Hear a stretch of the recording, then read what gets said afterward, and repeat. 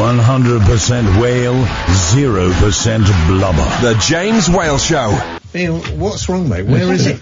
The microphones are too low, and I've got to. Excuse me. But he shouldn't have to do this. Sam! Poor What the hell are you doing? I came Sam! third in I'm a Celebrity 2 years ago. And Exactly. this is what I'm reducing. This is reminding him Sam, of it. what on earth Iain Lee has come in here, he's had to This is reminding him of his jungle challenge. he's had to fix his own microphone. Honest, I'm so sorry, Thank Iain. you, That James. is appalling. I didn't want to. No, you should have made a fuss, I would have. You shouldn't have to go through all this. Seriously, how was your show tonight? It was very interesting. Yeah. Very sad at one point, but interesting. Poignant. Sad when we Yeah, talked to pertinent. Richard Radcliffe about his wife, who he's not seen for 3 years. She's in prison. Oh, he's in a Iran. legend. He's the dignity with which I know. he carries himself. And he, I mean, he must be an appalling situation. And if America carries on the way it is, and if there is a war, how is he ever going to get his wife? It's horrendous. I said hello to him when he left. And then, and then of course Ash goes on about how much a ton of carbon is. He knows all about it.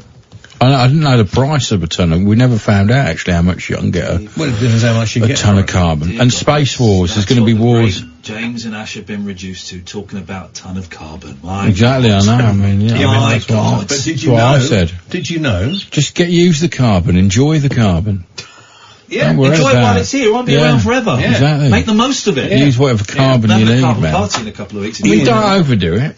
Don't just go mad with the Iain carbon. is next, and I'll just see know you it. from outside Parliament to find out who's going to be our new Prime Minister tomorrow evening. In the meantime, do have a lovely evening, and stay tuned for Mr. Iain Lee. Talk Radio.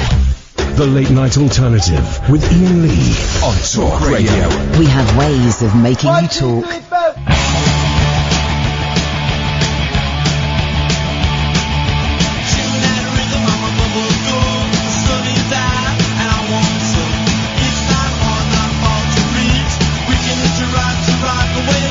Hello?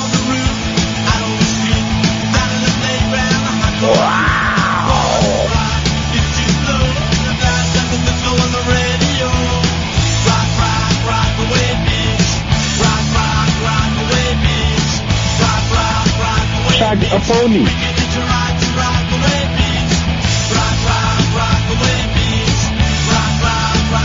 You're a pervert.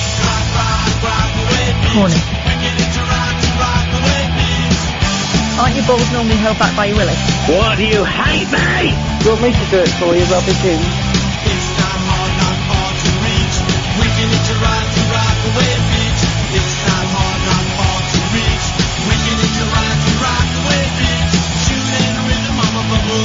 Hip, hip, hip. Champicone.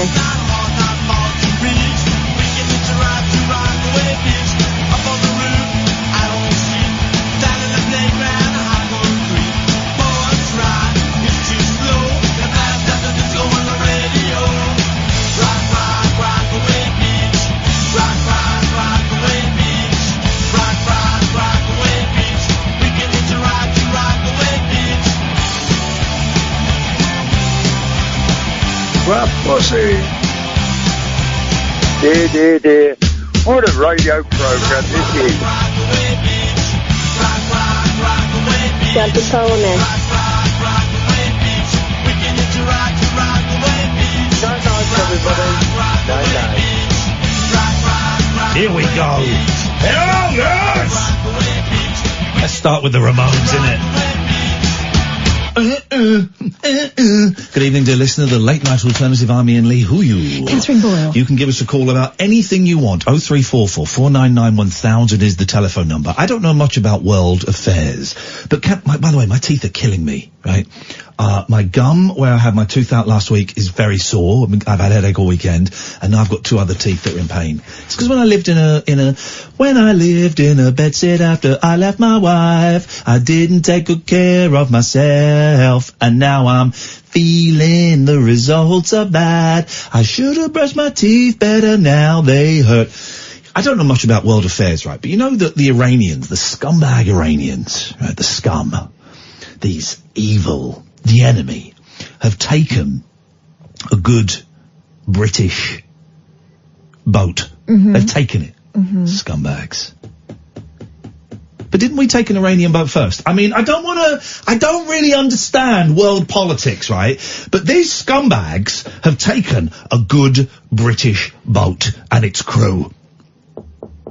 But didn't we take an Iranian one first around Gibraltar? I'm just saying. It was in EU waters where it shouldn't have been. Well, was it? Well, I see, this is the thing, I don't know these things, but you kind of think, no, I thought it was where it was supposed to be, but they thought it was heading for Syria.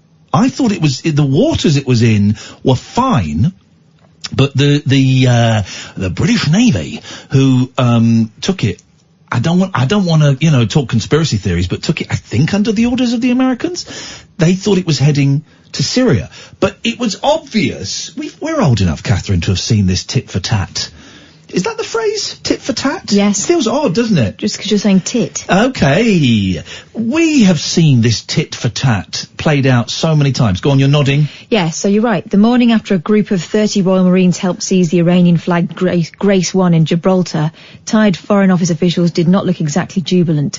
There wasn't exactly a sense of foreboding, but diplomats were aware of the wider bilateral consequences for British-Iranian relations. There you go, you see. It was obvious they were going. It's that thing when we send back 2 Russians, Russia sends back 3 British, and then so we send back 5 Russians, and then they send back. I've seen this played out a million times. It was obvious they were going to take the ship. Now, was the Iranian ship going to Syria with oil? I don't know. I can't look into the minds of the fat swallers. They called fat swallers? No.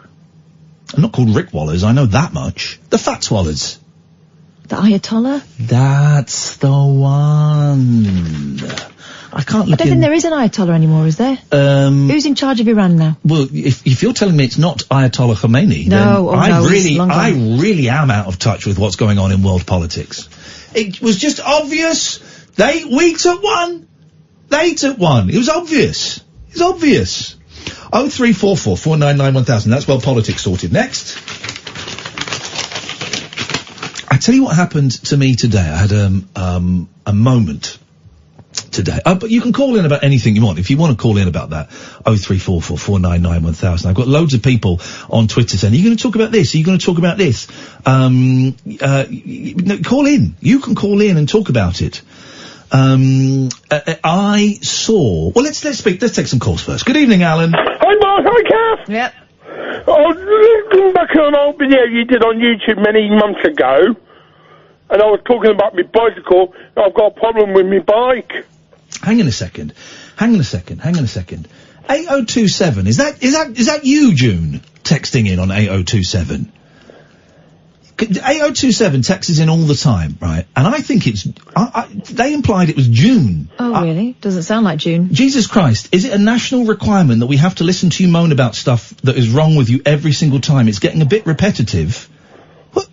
And maybe you should look at why you're losing listeners with your attitudes towards some colours. What? And your self-obsession with hypochondria. Give them a call, see if they want to come on. Give them a call and see if they want to come on. That person came to one of our shows. June, is that you? It couldn't be. June, phone me up and tell me I'm doing you a disservice, please. Yes, by the way, it's not a national requirement for you to listen to this show, you absolute tit. Yes, Alan! It's people's choice to listen to the show. It's people's choices, although I do believe that the people that are being held prisoner in Iran, are actually forced to listen to this crap, so I do apologise to those guys. A couple of years ago, you was on the Star Station. Yes. Sunday mornings, and I rung up talking about my bicycle. Not answering, Sam. There's a surprise, 8027. There's a surprise. They bottled it. All right, Alan, yes? And I got a problem with my rear axle. Okay. It's broke. Right, okay. Well, can you fix it? Well, I've called a bicycle repairman. He's coming tomorrow night to have a look at it. What is it, the 1900s? A bicycle repairman is coming to have a look at it? Yeah. Wow. A mobile bike repairman. God dear, well, and how is he getting to you? He's got a van. And he's got all his tools and spare parts in the van. Okay, I would have liked to have thought he would have come on a bicycle, but there you go. But it's going to cost me a pretty penny to get it sorted. The call-out charge is at least £35. Well, I mean, here's the thing, Alan. Have you got the money to... Would it not just be cheaper to buy a new bike? No, because you can't get the new bike on the bus, because bus drivers are funny about having bicycles on buses. Can you not...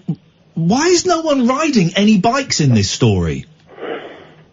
Because they're all gone on the backs of their cars on bicycle racks. Well, why don't you buy a bike and ride it? Well, I can't ride the bike. I've got a bike, but the rear axle on the back wheel is broken. What? You try, Catherine. I don't know where to begin. Okay, let's begin by saying goodbye. Thank you very much, Alan. June is phoning in to correct me and put me in my place, which is great news. Which is the greatest news, because we like June. Good evening, June! Hi there, Ian. Yes. Did you say that I was sending you text messages? Here's the thing, June. I knew it wasn't you. I knew it wasn't you. No, it wasn't you. But the person whose phone number ends 8027 and is too scared to answer the telephone said that they were you the other week on the text. Imagine. No. You've got an imposter. That's not me.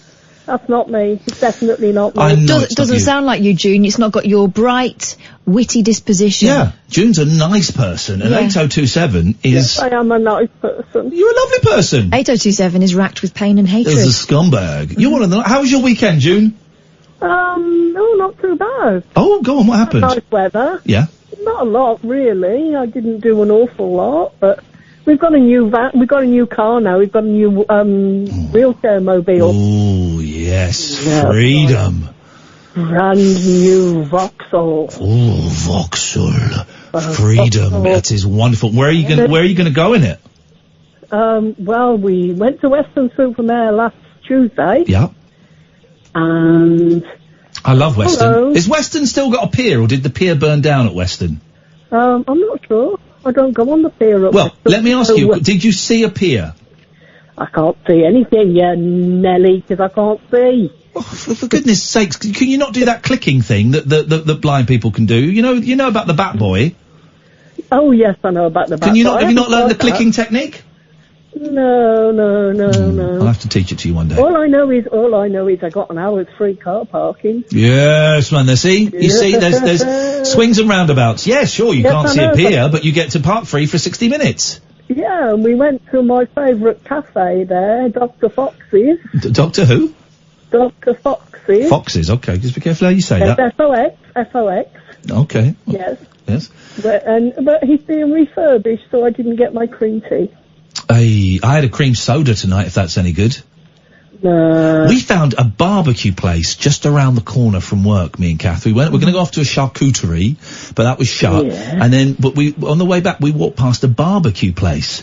Oh, it was great, wasn't it, Kath? Meat. Filth. Loads of meat. Wish I hadn't left that macaroni cheese. Macaroni and cheese. Cheesy chips. Mac and cheese. Oh, yeah. Can I just stop everyone? Both of you, sorry, we live in Britain. It's called macaroni cheese. I said that. You said macaroni and cheese. Okay. Don't make me get the tapes, Catherine. Yeah. Okay. But I thought you didn't like mac and cheese. No. I didn't say mac and cheese. You said macaroni and cheese. Yeah. No. Well, you just I said it's macaroni cheese, and you said I said that, but you didn't say that. I said macaroni and cheese. Yes. No, we live in Britain. Mac and cheese. What do you say, June? I said mac and cheese because I've been watching this style on the telly tonight.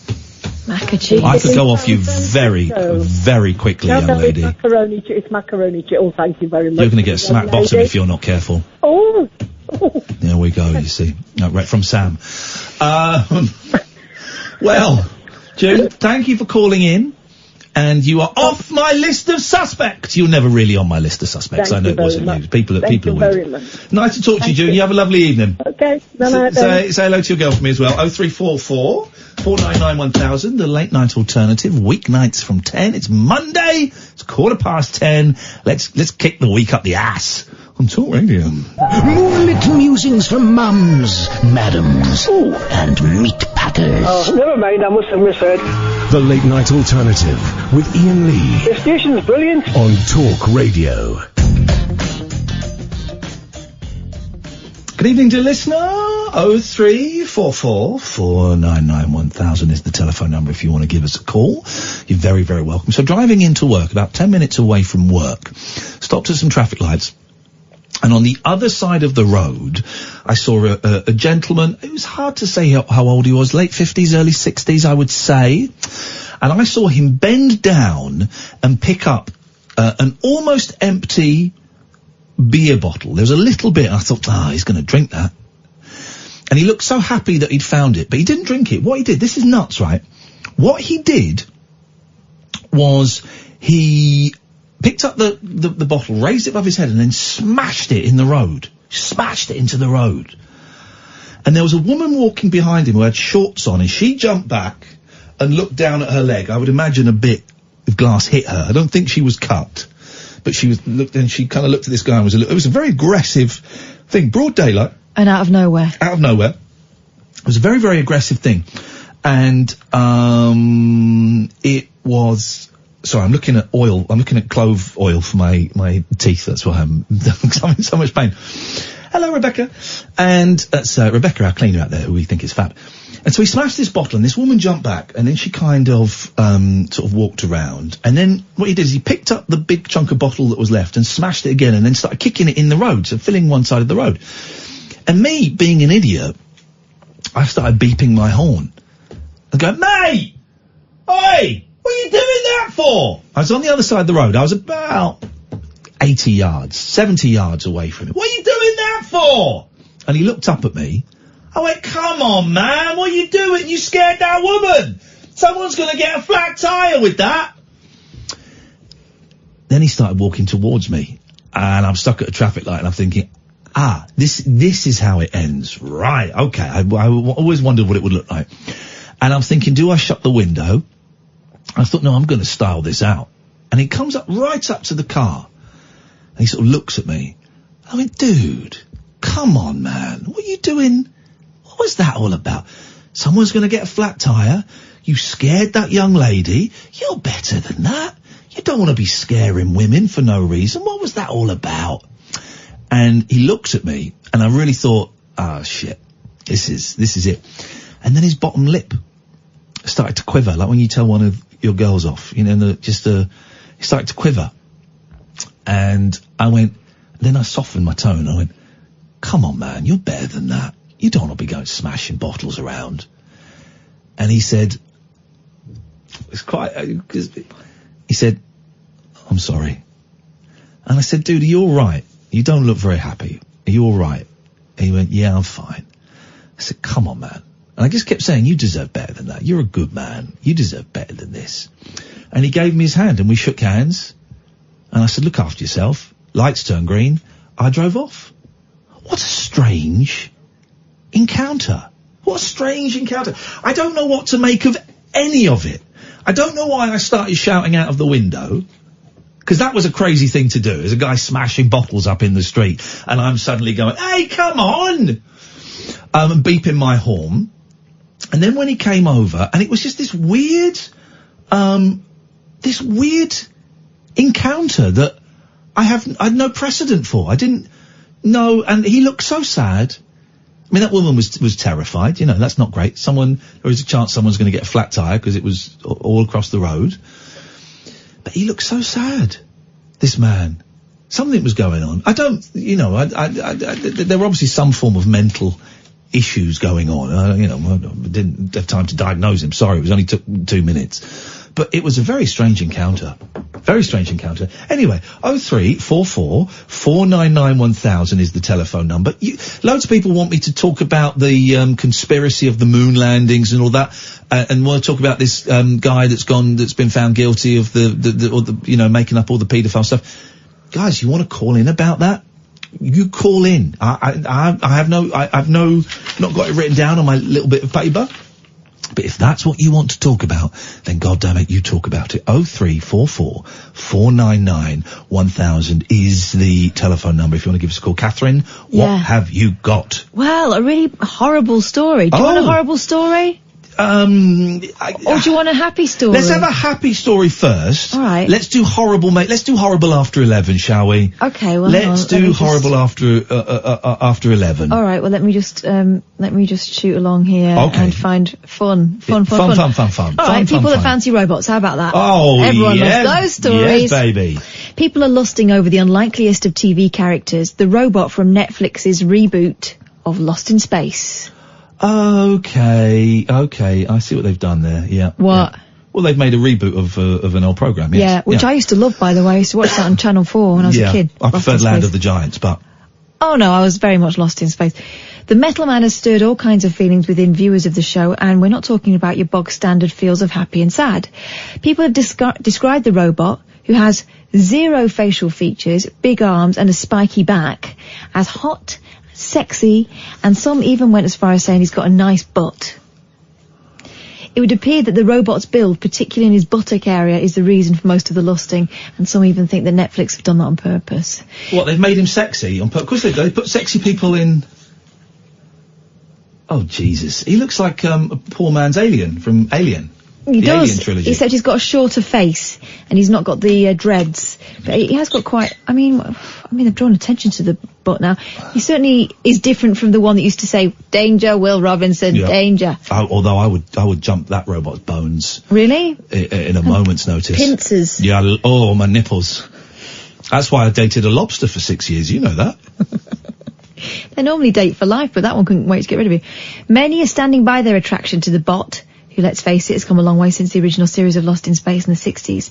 It's a transformation that wouldn't look out of place on the cover of Men's Health. Yes, it would, because it's a robot. It's a man in a suit. I don't want to spoil it for you guys, but it's probably not really a robot. We're going to, by the way, we're going to be doing, after this is your phone-in. We've got 2 great phone-ins for you, which no one will go for. The sexiest robots, 0344 499 1000. I'm saying Data from Star Trek Next Gen. Oh, look like Paul a McKenna. Very bizarre colour. Yeah. And a waxy face. Yeah. Oh no. What's wrong with that? It seems Hot Space Robot will join the likes of Hot Fishman from Shape of Water, any tall blue creature from Avatar, and sexy C-3PO in the most fanciful monster stakes. Is that written by a 9-year-old? C-3PO isn't a monster. I know. Well, maybe he's in the bedroom, we just don't know. Definitely gay. Well, C-3PO. you'd think so. Weren't him and R2-D2 at one point? Not in real life, they hated each other. The fella inside, I want to say Kenny Jones, but he was the drummer with the Who and the Small Faces. Yeah. And I want to say Anthony Daniels was C-3PO. Didn't they hate each other?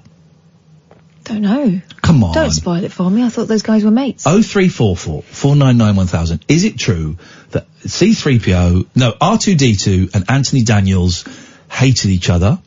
And sexy robots. Here's the other one. I'm just going to throw it out there because I know you guys are going to go wild for this. Can we find the most used name in rock? Okay. Paul. Go on. Weller. McCartney. In the songs. Oh, right. You have to let me have a think then. Sorry? There's a few Valeries, which is surprising because Valerie is quite a, There's 3. Valerie by the Monkees. Yeah. Valerie by Amy Winehouse. Valerie. Stevie Winwood. This is 3 Valeries. That's a lot for Valerie. I don't really know. Well, I know 2 Valeries. Let's start the chart. So, Valerie. We got 1, 2, 3 so far. We're going to do the old system there. Let's see. I want to find the most used name in rock. And then when I came up with this, or someone came up with it when I was on Twitch earlier on, and they said, no, don't worry about it. They said, do you mean the number of times the name is used in a song? Oh no. Like Lola? I said, obviously not. Why? What did that person who rang in want to say, Sam? Nothing. I've had about a dozen calls already tonight of just people phone in and then hang straight up again. Summer holidays. Oh, Summer holidays. We'll do a little straight to air later on, just so they get their chance to say bum and swear words and call me a nonce and stuff. Yeah. And then we'll go back to is that one of them? All right. Well, there we go. We're going to get called a nonce. Here we go. It's always a bit of fun. Always a nice bit of fun. Let's go to hello, caller. You're live on the radio that has a 7-second delay. Hello, caller.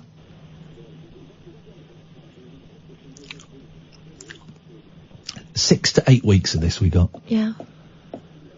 Jesus. I mean, admittedly, it's very thoughtful compared to some of our calls. This is one of the better ones. Hello, caller. That's you. Listening to the radio. If you can hear my voice down the phone, I'm talking to you. And it hung up. There we go. 6 to 8 weeks of this we got, guys. 6 to 8 weeks. Let's go to Roger. Thanks for buying your children smartphones, by the way. Appreciate it. Hello, Roger. Oh, the pain. The pain. I love Lost in Space. Me too. And I'd just like to thank Alan for his call. I know it's a 50-50 chance whether he's still listening. It's probably lower than a 50-50 chance, to be honest, but... Alan is not listening. He'll Alan be does asleep. not listen. Alan, now everyone, right, I know Amy Winehouse's song was a cover. I know it was a cover, so... I know it was why are you Kerry, I know it was a cover. Can you all stop being explaining guy, please? I know it was a cover! And, anyway. Yeah. Right, I've got a bit of a sore so throat. during Alan's call, I had the image of Michael Palin dressed as Superman, and then when he's in need... Bicycle Repairman, yeah. Bicycle Repairman! It's a great sketch. It's a great Brilliant Python sketch. Everyone, it's a great Python sketch. Series 1, which I think is patchy. Series 2 and 3 are the ones for me, where everyone is Superman and walks around, and then someone falls off his bike and gets a puncture, and Michael Palin, Superman, goes and hides behind the bushes, then comes out in like a brown overall with a moustache going, yes, hello, can I help? I'm Bicycle Repairman. I will fix this for you. It's a lovely sketch. Yeah, I was watching it on DVD, but I've lost my place, and I've not gone back to it for a couple of years. They're so all I might have to start it they're all on again. Netflix now. Yeah, I'm gonna have to start watching them on Netflix. I think so. I'm thinking of showing my boys Holy Grail. Yeah, I want to get to that point, but I don't know whether I can. Is there there is a reference. There's some boobies in there. There's a reference to... There's boobies, Oral there's sex. a hairy part of the lady. The thing is, I can fast forward past the bit with the and then spank us! Yes, spank us! Yes, spank. I can fast forward that, because I think that they would love the Knights Who Say Knee. Yeah. The Black Knight. It's only a flesh wound! I think they'd like the Knights of the Round Table song. I think they'd love the Coconuts. Bring out your dead! I'm not dead yet! Someone made a reference to he's not the Messiah, he's a very naughty boy over the weekend, and I was explaining it to my eldest, who's coming up to 11, and she was wetting herself, and I'm thinking she's maybe a year, maybe 2 years off watching the full thing of Life of Brian and really enjoying it. Yeah, my parents raised me on Python, so that's one of the reasons why my sense of humour is so messed up and twisted. Can I just say, that's Stephen that we didn't speak to. He was actually a genuine caller. He's also an idiot. Can we call him back, please? You can't call him back. number. Oh, God. Stephen, we haven't got your phone number. So phone up and speak. Idiot. Absolute prawn. Who's this? Is this another prank call on here? Right, hang on a second, Roger. You're gonna... No worries. You're going to be involved in this is 6 to 8 weeks of this. Hello, caller, ending 4033. You're live on Talk Radio. Hello. I beg your pudding. Oh, yeah.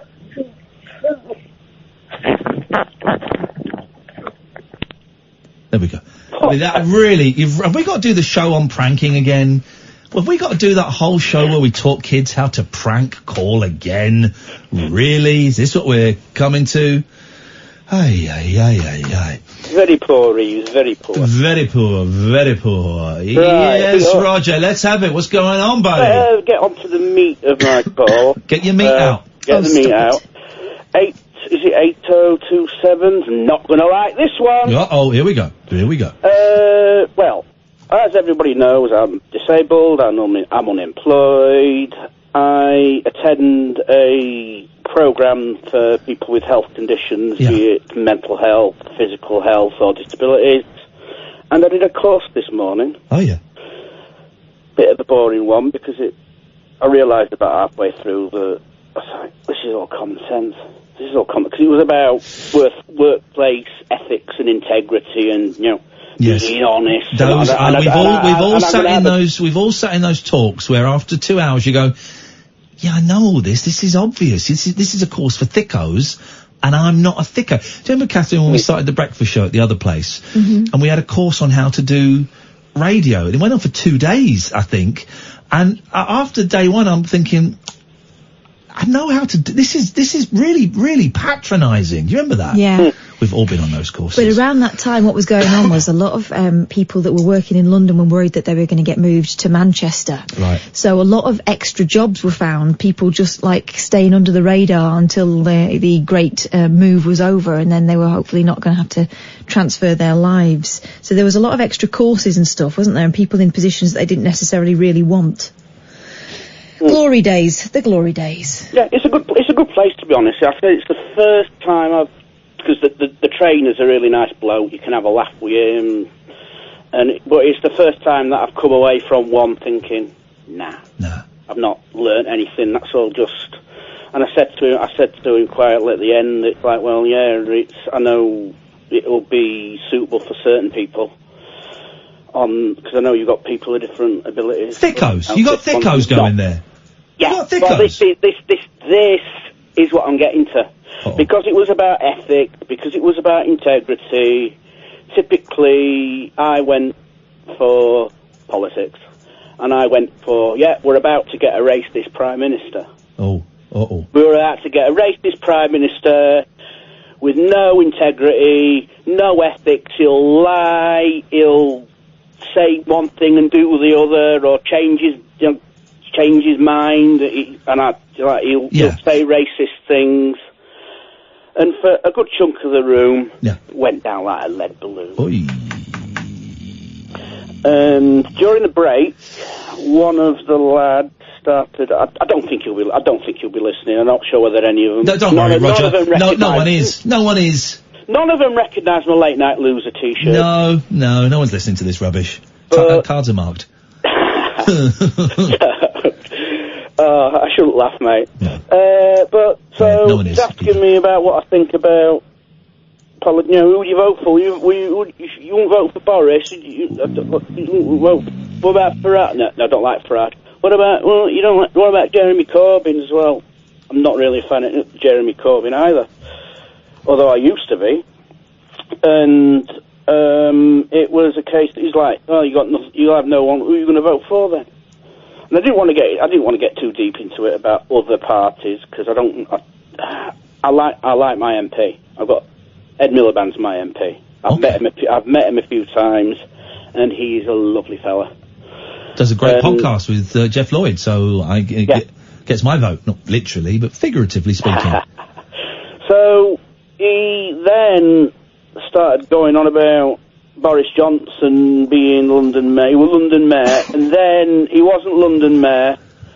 London then became a Muslim city. Oh, Islamistan, yes. Yeah, but as I said, I don't think he understood because he was then. I'm like, I'm going to use a mild swear word now. I'm like, bullshit. This is bullshit.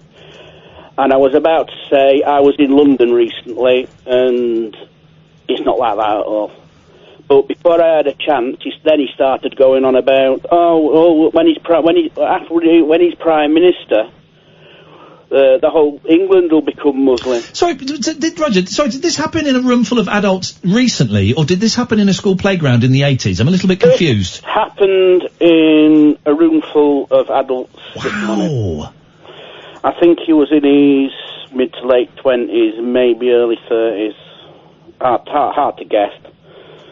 And I could feel my blood boiling. I was raging, and I just got up and walked out. I thought you said you got out. I just got out a gun and went postal. I wanted to.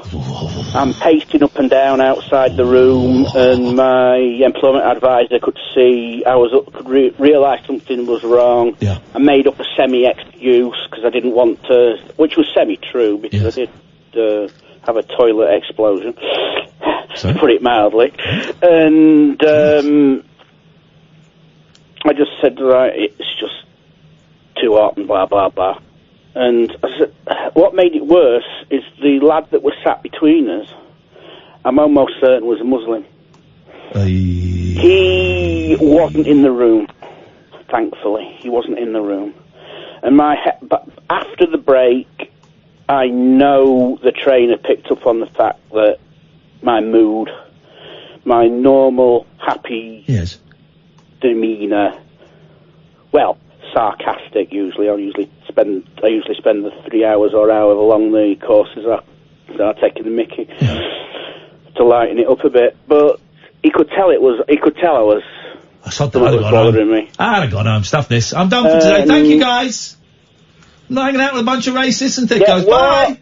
What really got me is there was like a group. The last thing we did was a group activity playing against each other in pairs. Yeah. Slapsies. And Muslim London guy. Yeah.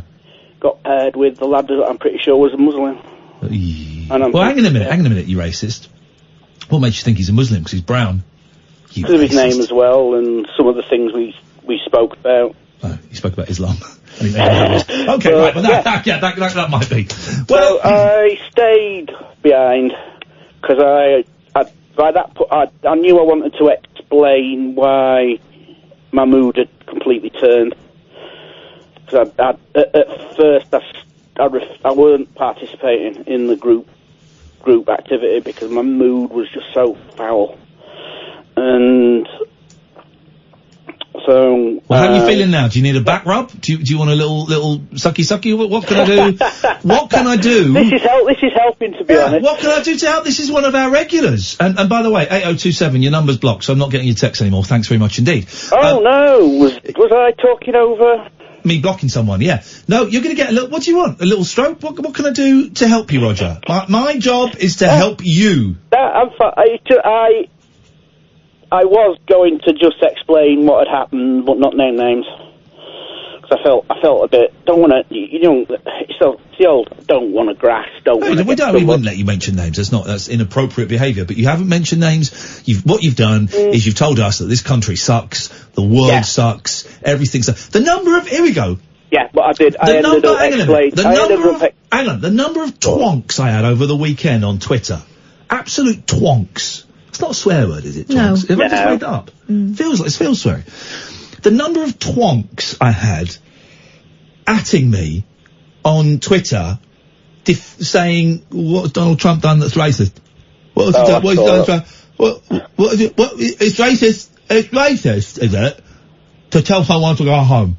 Is that racist? That's racist, is it? You absolute melts. So I alternated, no discretion, I alternated between block and mute, reply, own, block and mute, reply, own, block and mute. I was doing that. And then it got to like 2 o'clock Saturday and I thought, Jesus, what am I doing? What am I doing? And but this is it, man. My sister, she's not gone into detail, Ellie, but she saw some horrible Islamophobia on a bus the other day. And everyone kind of piled in.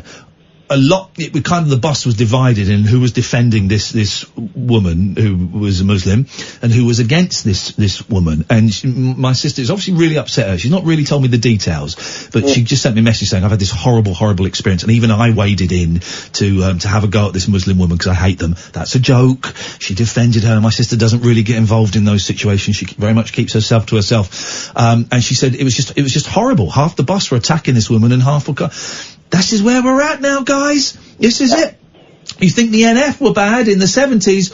Oh, you ain't seen nothing yet. The President of the United States is at it. We are all screwed. Boris Johnson is going to be Prime Minister in 24, 36 hours' time. We are all... What has Boris Johnson done that's racist? Pickaninnies, watermelon... I don't need to go through it. I don't need to go through it. It's out there, and you racists, you know it's out there. We are living in a terrifying time for anybody who is a person of colour, for anybody who is of a faith that isn't Christianity. We are in an awful place. The President of the United States, massive racist. Don't phone my show up and give me this. Well, what has Donald Trump done? What's racist? What is racist about telling someone to go home? You didn't read this. This is the thing. You didn't read the second tweet. As if the second tweet in that chain of tweets took away the racism from the first tweet. He's a racist. Boris Johnson, the new Prime Minister of this country. Pickaninnies. Look up what pickaninnies means. Look it up. Watermelon smart. What's racist? I like watermelon. What's racist? Look it up. Read the history of it.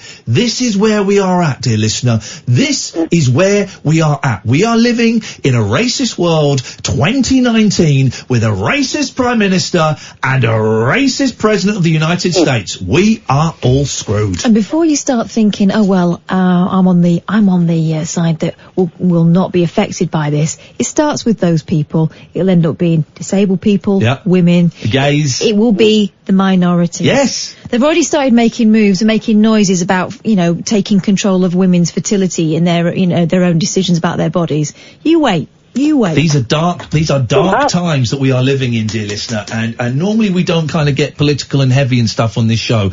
But what happened to my sister, what I'm seeing happening in America, what I'm seeing happening in this country, the filth, the bile, the hatred that I'm seeing on my Twitter feed, I have to speak up. It would be remiss of me not to speak up. Look at the situation we've been having with Jerry. Look at the difficulty we've had getting Nigel help. Yeah. Sorry, Roger. Yeah, no, it's all right. I said part of me feels bad for reporting him, but part of me thinks maybe he'll learn. Roger, hopefully.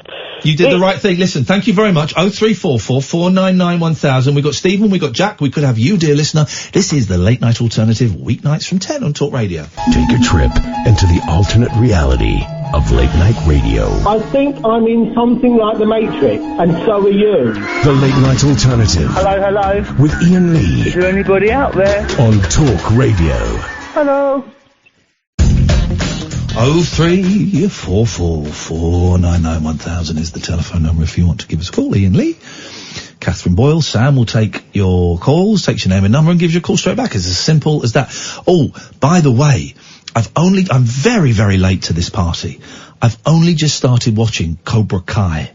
Have you seen this? It's like the sequel to the Karate Kid films.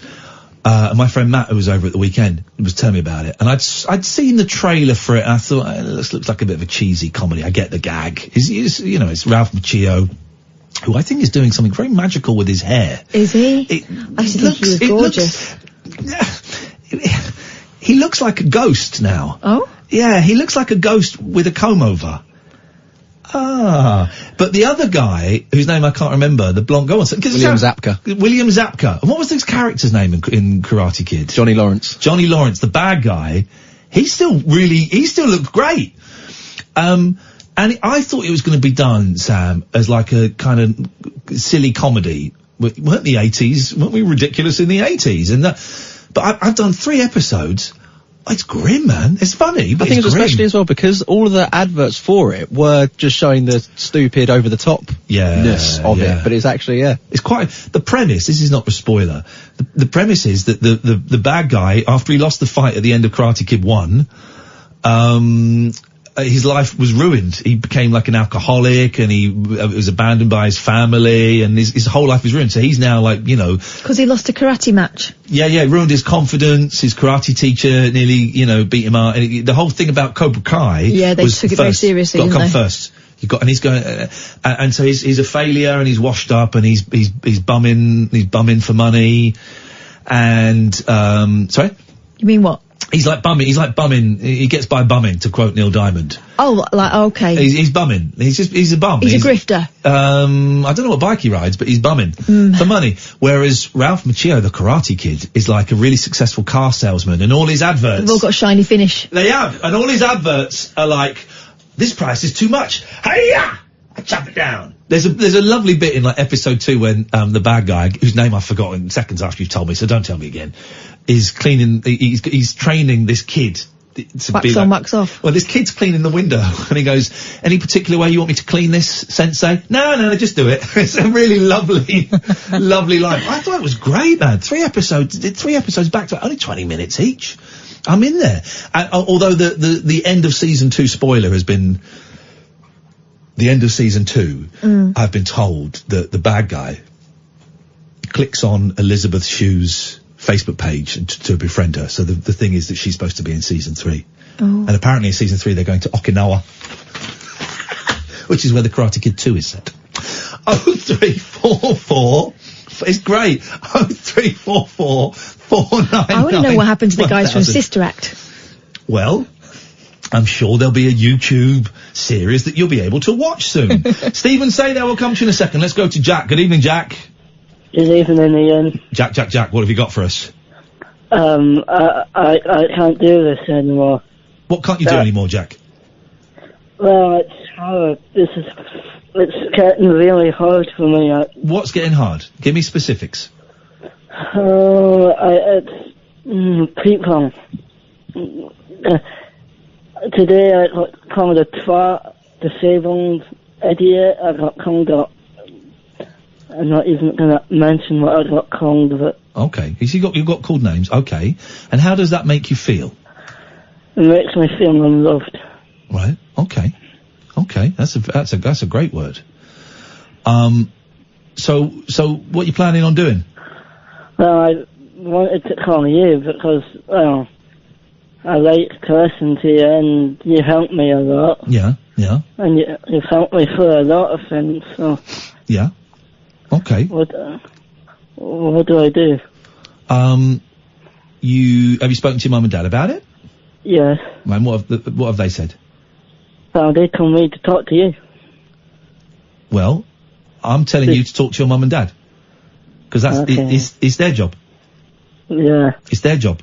It's their job to do that. And that's it's their job to do that. And they should step up to the plate a bit, I think.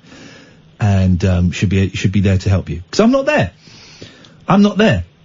They are there. They deal with you every single day. Did they really tell you to call me? Or did you not talk to them?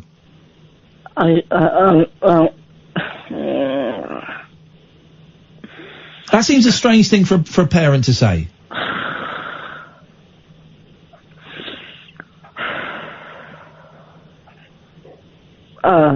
You didn't tell them, did you? No, I'm sorry. Don't apologise. Nothing to apologise for. I get it. I get why people, when they're scared and upset, why they say things that they think will help things out. Don't have to apologise to me, Jack. Not at all. So don't take that. You need to talk to your parents, ma'am. Alright. You need to let your parents know how low you are feeling. Right? Because I'm a dad, and if I found out that one of my boys was as unhappy as you are, I would be mortified, absolutely mortified. And if I found out they were that unhappy and had been unable to talk to me about it, that would really hurt me on a very deep level. As a dad, as a man, as a son, it would really upset me. So you need to share with them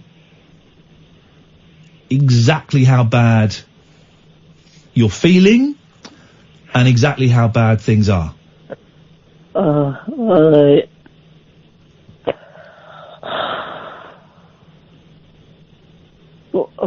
Go on. I can't cry on air. I can't not stay strong. Well, hang on, what do you mean not stay strong? You're staying strong. You phone me up. That's a strong thing to do. And the other thing that really hurts is that me and my girlfriend we broke up today. Yeah. She cheated on me with another boy. Okay. Oh, well, and that hurts, yeah. I mean, today was meant to be a good day, and it's... No, well, but you got through it. So has today been one of the toughest days you've had to endure? Yes. Right, you made it. You got through. You've only got 67 minutes left, and you'll have done it. You'll have done the toughest day of your life so far. Oh, I'm shaking. No, you're shaking, and it's fine, man. Here's the thing. You've just got through the toughest day of your life so far, and you're still alive. You're still breathing, right? And you're telling someone about it. That's great. And it's great that you share this stuff with me. I really appreciate it. I find it really interesting. I feel humbled and honoured that you would want to share this stuff with me, and I know that it helps a lot of other listeners, right? But, again, speaking as a man, speaking as an adult, speaking as someone who's got kids, speaking as a dad, speaking as a human being, as well as sharing this stuff with me, I would need to use the word should, and I don't want to use the word should. I suggest that it would be really helpful if you shared this stuff with people who are real. Because I'm not real, Jack. Right? Here's the thing, I'm not real. I'm that guy that stole some strawberries on the jungle, and I'm a voice in the radio 5 nights a week, okay? I'm real to me, I'm real to Kath, I'm real, I mean, I'm not even that real to Sam, because I don't see Sam that out of here. I'm real to Kath, I'm real to my kids. That's it, right? To everyone listening, I'm not real. I'm not a real person. Everyone's got a fantasy of what they think I am and what they think I can do and all of that. That's not criticism. I'm not having a go at anyone. That's just the way TV and radio works. Can I say who I think you are? Go on, then. No, I think you're an amazing person, though. That's what I think you are. I think you're an amazing person. Well, that's very kind of you to say, but I'm also deeply flawed, and I have done terrible things in my life, right? I'm not saying that to, poor old me. I'm human, Jack. I'm human. I'm not amazing. Yeah. I've done some really good things. I've done some really lousy things. I've done some in the middle of the road boring things. Just like you have. Just like Kath has, just like the bloke who lives next door to you, just like the milk woman, just like the bus driver, just like all of those people. We've all done just my amazing things are amplified because I'm on the radio, and my lousy things are amplified because I'm on the radio. Here's the thing, Jack, and this, I want to be careful how I say this, because I do not in any way want you to stop calling in, and I do not in any way want you to stop sharing stuff with us, right? But, there is a but. There's a however. You also need to find somebody who is real and who is in your life that you can share this stuff with. Yeah. Whether that's a friend, a teacher, your parents, a counsellor, your grandparents, I don't know. But it would be very helpful for you, I think. So I could still phone in? Yeah. Jack, listen, mate, we need all the callers we can get. I ain't going to turn nobody away. So of course you can call in. I like you calling in. I enjoy your calls. I think you're a funny, talented young man, very bright. And I know it brings a lot of comfort to a lot of other listeners who perhaps can't phone in. But there's only so much I can do, and all I can do is say words. Whereas if there is someone who is real, who is physical, who you can touch, who you can see, who you can look in their eyes, who you can smell, a real person, I think that would be really helpful and beneficial to you. Much more beneficial than me sitting here, saying stuff is. Okay. I mean, I'm not telling you off. I'm definitely not telling you not to call again. That is not what I'm saying at all. So if that's what you're hearing it wrong. Yeah, I'm telling you, call in again. Call in again. Definitely call in again. You are definitely not being told off by me. I really enjoy our chats. I genuinely do. Some people that call in are absolute pains in the backside, and I hate our chats. I enjoy the chats with you, but you need more than I can give you. Alright, okay. Yeah? Yeah. Let me say, I've got to go to the news. Let me say one more thing to you, right? And then this is it. Right. You are a very smart, how old are you now? 14? I am 15. 15, okay. You are one of the smartest, brightest, funniest, most individualistic 15-year-olds I have ever had the pleasure to speak to. You have got stuff within you that nobody else has got. Alright. Cling on to that, man. You've got this. Yeah. Can I phone back tomorrow? Of course you can phone back tomorrow, yeah. I can tell you how I've got on. You give us a call and let us know how it goes, brother, alright? Alright. Thank you, Jack. Right, bye. Cheers, mate. Stephen will come to you after the news. 0344 499 1000 is the telephone number. This is Talk Radio. The Late Night Alternative with Iain Lee on Talk Radio. We have ways of making you talk.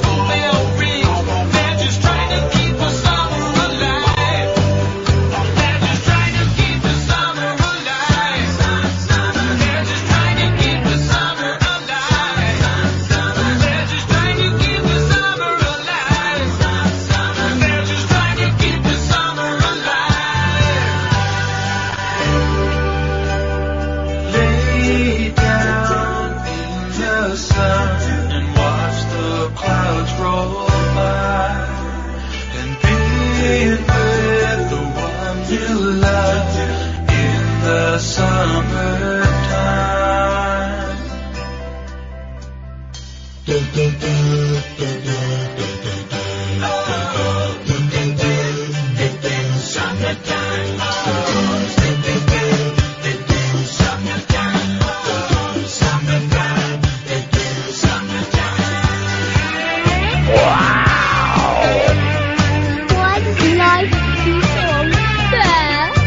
Grab pussy. Dear, dear, dear. What a radio program this is.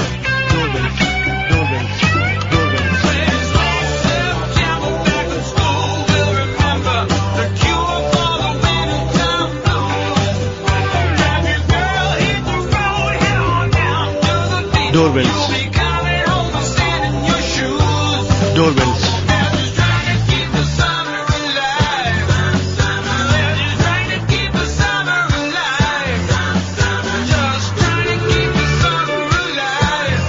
Doorbells. Doorbells.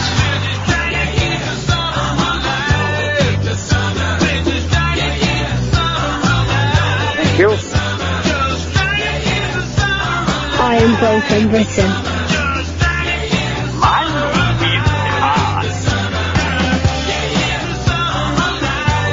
Here's the thing, guys. This is it. The campaign starts here. It's tricky, it's murky, but it's time to reassess the output of the Beach Boys from the 1980s. Trust me, it's time to do it. It's time to reassess the output of the Beach Boys in the 1980s. Are you sure you want to go back in there? I'm going back in there. I'm doing it. I am going back in there. I tell you why. I was listening to the... Ian, you talk too much about niche music. Oh, well. I was listening to the brand new Mike Love solo album today, and I really enjoyed it. Apart from his awful cover of Here Comes the Sun, which was just atrocious. I enjoyed it. And that song, Keeping the Summer Alive, from the Beach Boys album, which I think was called, Keeping the Summer Alive, from, I'm going to say, that would have been 1980. I'm going to say... I've forgotten what a great song is. That whole album, right, it's messy, right? It's patchy. But there's some great stuff on it. Then they didn't do another album for 5 years. They did one in 1985 called The Beach Boys, which was produced by the producer of Culture Club. And Boy George wrote a song for it. Now, that is a strange album. Because the producer made them record the vocals separately, right? And then he came back from lunch one day, and the Beach Boys were all stood around one microphone, and he said, well, what are you doing? They said, well, can we just try it like this, like we used to? No, we do it one track at a time. It's a strange sounding record. I quite enjoy it. 0344 499 1000. So far we've talked about Beach Boys. We have talked about men throwing bottles in the street. We are looking for the most popular name. These are great phone-ins, and no one goes for the phone-ins anymore, guys. But I'm putting it out there. The most popular name in pop and rock in the songs. So far, all we've got is Valerie, which is in 3 songs. That's it. I'm going to throw in Johnny. I'm going to throw in a Johnny. Okay, It's My Party. Nobody knows where my Johnny has gone. Yep. Johnny Be Good. Yeah. Johnny, remember me. Is that a song? Yes. Okay, for a second I thought, well, maybe I've just written that. That's classic. There was a follow-up to It's My Party, wasn't there, with Johnny in it? Was there? Yeah. I didn't know that. There's got to be loads of Johnnies. Yeah. Can you think of, have you got any Johnnies we could use, Sam? Is Johnny in Living on a Prayer? Yes, Johnny used to work on the docks. Johnny used to work on the docks. It was Johnny, wasn't it? Not Donny. Was it Tommy? Tommy. Yeah, it was Tommy. Retract.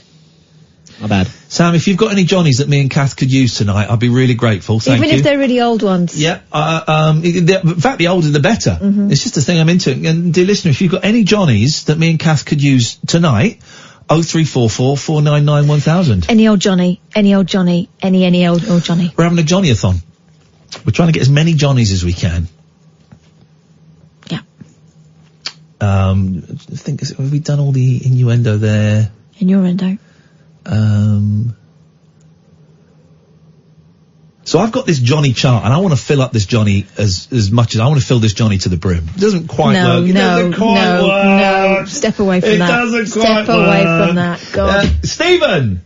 I haven't got any Johnnies. I'm looking around. I've got nothing. At last we speak. It wasn't my... I phoned it. It was silent on the phone. I thought you were just hanging up on me, and turned out it was my fault. I'm sorry. Yeah, it was your fault, totally.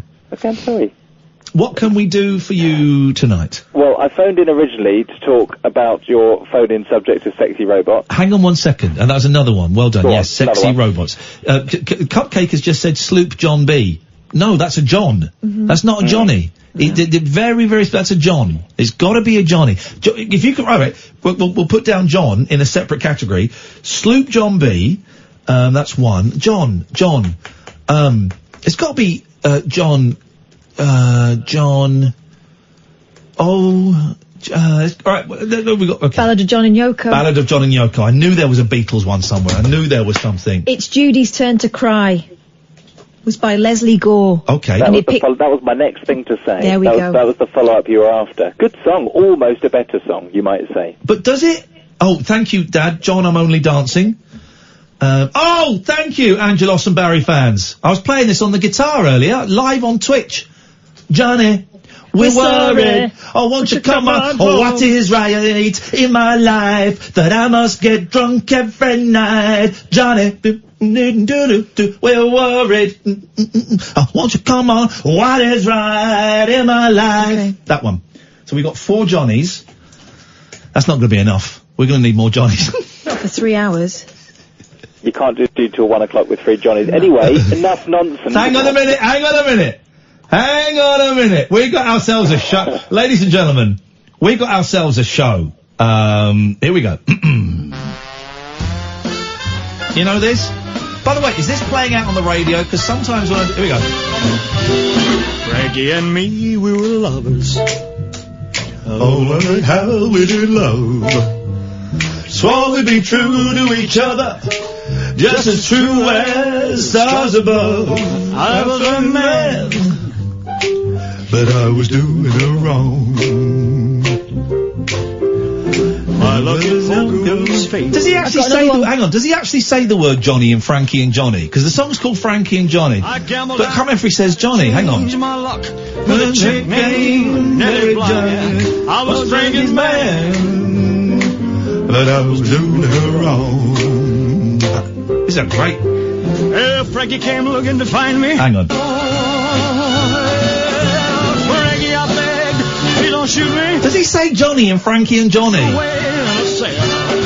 No. Hang on, let's wait. The cold wind blows. In the hottest corners of hell, I was a man. She called me doing her wrong. Up another key, yeah. Maybe he doesn't mention it. Hang on. Oh, this is. Hang on. We've got to get to the end of this Johnny. Hang on. Hang on. Here we go. That's a really old Johnny. Oh, Johnny. There we go. We got there in the end. Hang on, just to clarify. Oh, Johnny. There we go. I've got another one you've reminded me of. Robert Palmer, Johnny and Mary. Oh, I don't know that one. Johnny's always running around, trying to find... Is that what that song's called? Yeah, Johnny and Mary. Okay. I didn't know that. Stephen's here. I do apologise. What? But did we do Big John yet? Do you know the song Big John? Big Bad John. Can we play? Let's play a bit of that. I'm going to be one of those losers that plays music down the phone. Hang on, here he goes. This one. So this, That's a tune, right? I used to love that as a kid, and of course they used Domestos. Big dog, big bad dog. Exactly. Well, so far, this is the tally so far. Okay, for the most used names in pop and rock. In third place, we've only got 3 names so far, so phone in and suggest more names. No more on Twitter, please. Third place, Valerie with 3. Fourth place, John with 4, and with 6, we've got 6 Johnnies. I think Mary. All right, okay, well, okay, here we go. Right, Mary by the Monkees. Yeah. Mary in the Morning, Elvis Presley. Yep. What? Mary in the Morning by Elvis Presley. Okay, so made me sing it. There's a Mary in Green Grass. Okay, yeah. So we've got 3 Marys. Johnny and Mary. Well, by whom? Brian Ferry and Todd Terzier. Sing it. Can't. No, don't go. She's just Googling it, Stephen. Because I had cheating. No, it was just there. It Show was me just that screen. Show me that screen you're looking at. It was just suggested, and I'd put Frankie and Johnny, Robert Palmer. Jesus. No, don't want him. Mary's Prayer. Oh yeah, I love that. It's a good song, actually. All right. Stephen, did we get to the point of your call? No, not even close. Never mind. There we go. Let's get to it. Stop beating around the bush, Stephen. No, I phoned to talk about robots originally, but I completely forgot what I was even in the Sexy robots. Jinx. Sexy robots. Hang on a minute, Catherine, you can't speak till I say your full name. So carry on, enjoy it. So we talked about, you talked about Data from Star Trek. Have you seen the new Picard trailer? No. Let me do 2 minutes of nerdy, okay? Or 30 seconds of nerdy.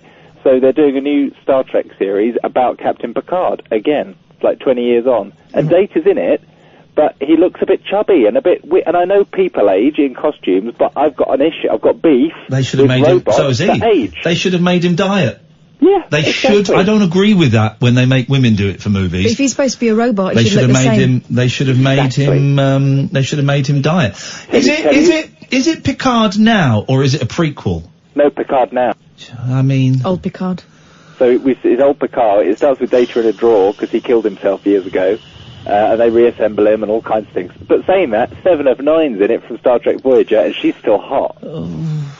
Anyway, move on. So that's the segment to sexy robots. Move away. It's mucky. I didn't like Star Trek Next Gen. The first episode I saw, they read like Shakespearean people on the Star Trek Enterprise. I went, no, thank you. I tell you why I switched it off. First episode I saw, they had Shakespeare people on, and it looked like an American television program. It had that kind of strange American gloss to it, and I went, I know what you mean. Nah, I'm all right, thanks. Thanks. This will never catch on.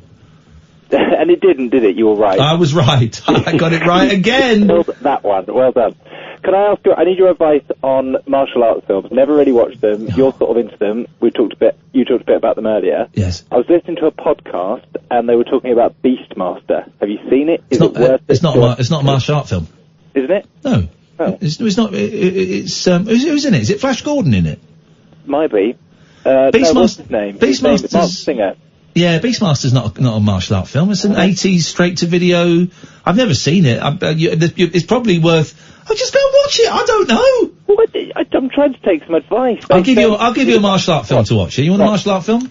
Yes. Police Story.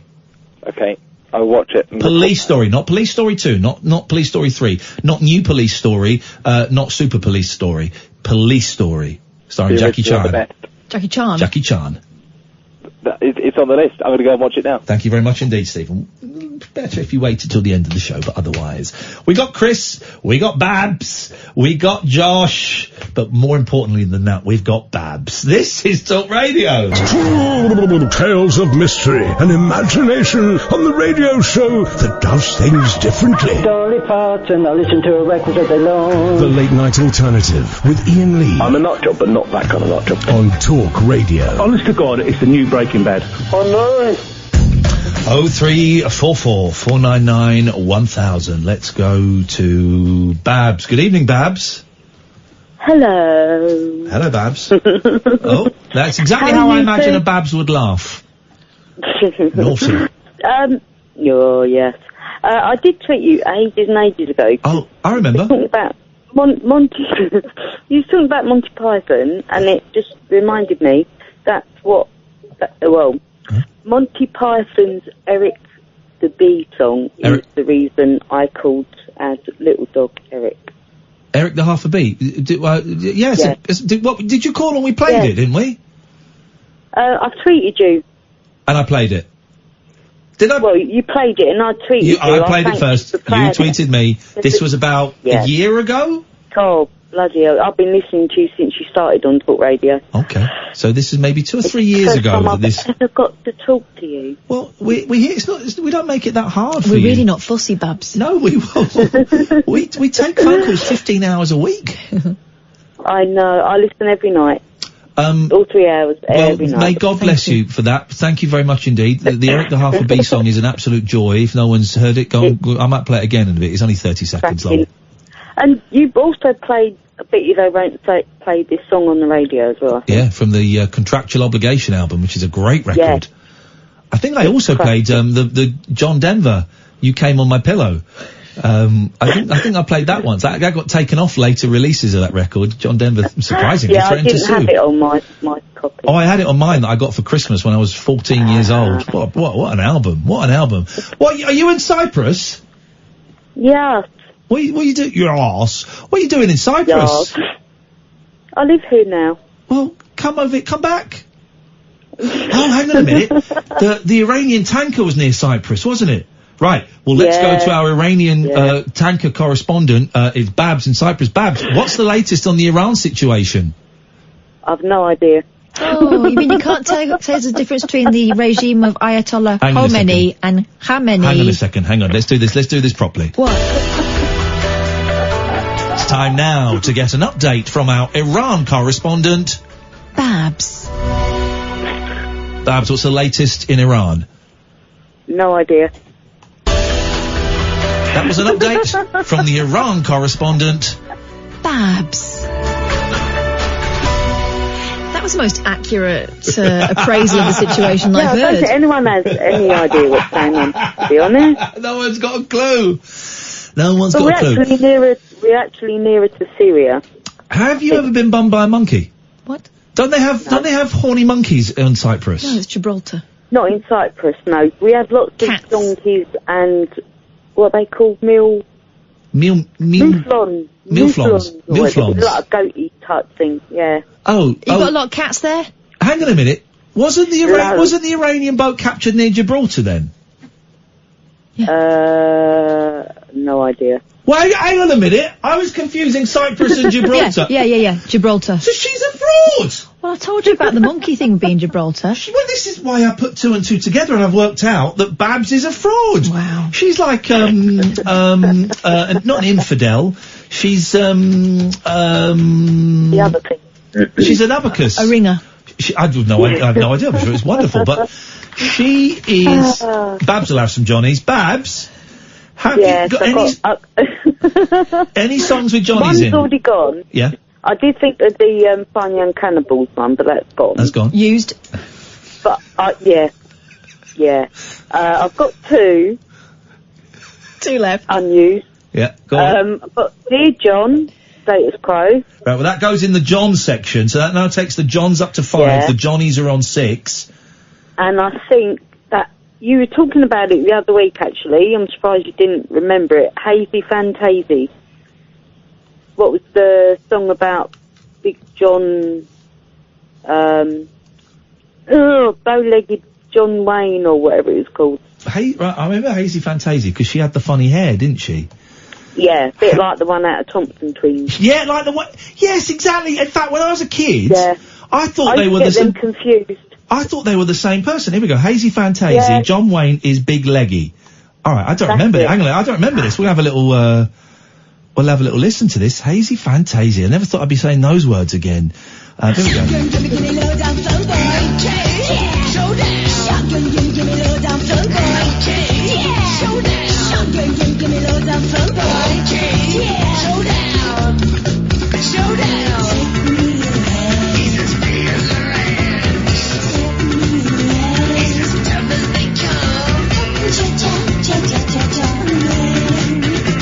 And everyone, but this is the thing. People say the 80s were great. There was also Hazy Fantasy. It's got to be said. Yeah. Hey, here's the thing, Babs. Yeah. Me and Catherine, right, it's just thinking at the moment. It's just a little thought thing. By the way, the book is coming on. It hurt. Sorry? I always say that. Outrageous. We are thinking of releasing. I want to put my 7 inches. I want as many people to get their hands on my 7 inches as possible. Would you be, if I gave you the opportunity, Catherine, I'm not saying black, and I could do. What? Because it's a record I'm talking about. Yeah. So I could make it worse. If I put my, if we release Would you be interested in his 7-inch? What if you got it out?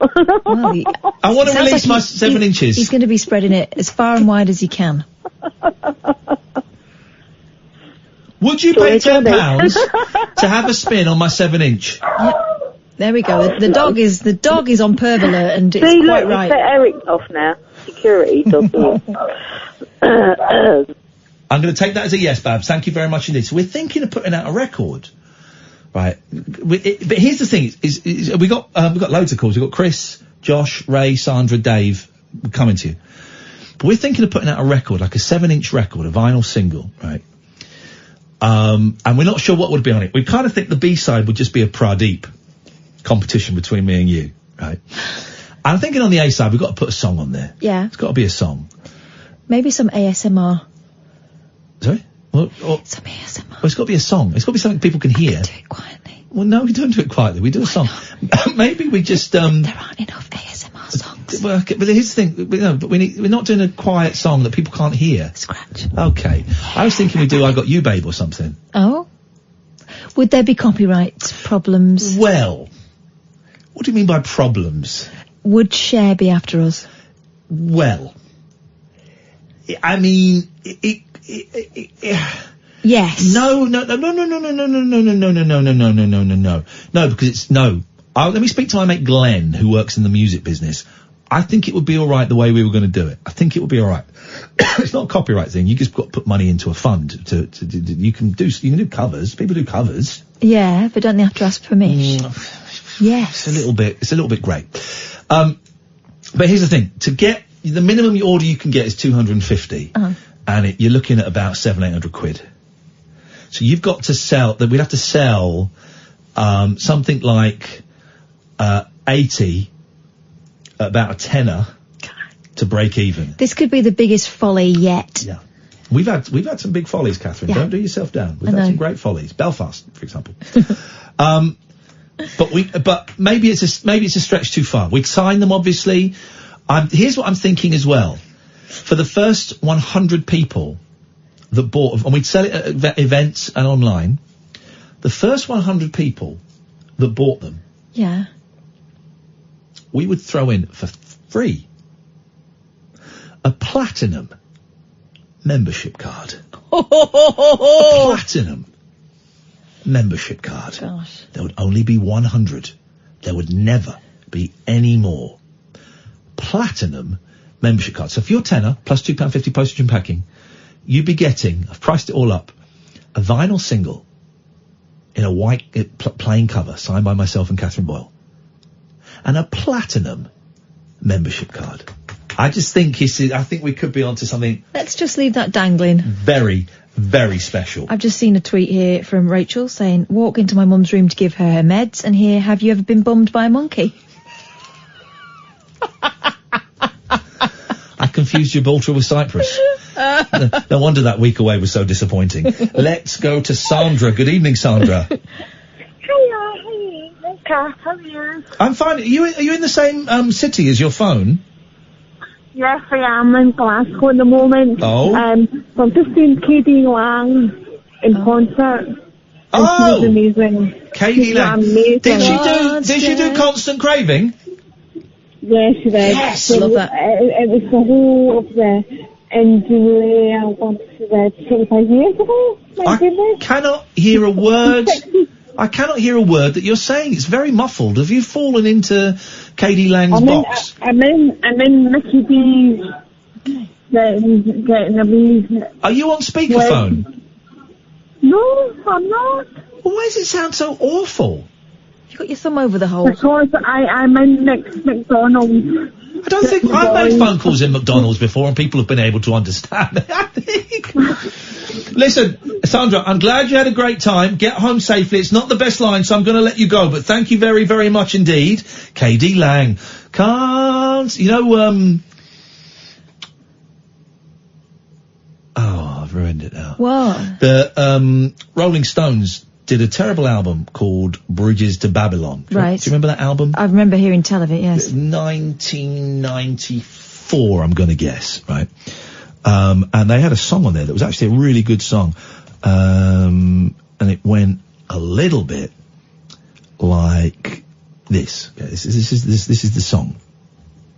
There's a lot of adverts on the old YouTube these days. I know, it's like they're making money or something. It's outrageous. I wish I could get some of that. That album, with Constant Craving on it and Miss Chatelaine was brilliant. Miss Chatelaine? Miss Chatelaine. Oh, Miss Chatelaine, what? Hmm? Here we go. Listen to this. See if you recognise this. You will now. Hang on. This is actually a really good song. There we go. Everybody call out. Don't want to see the acting.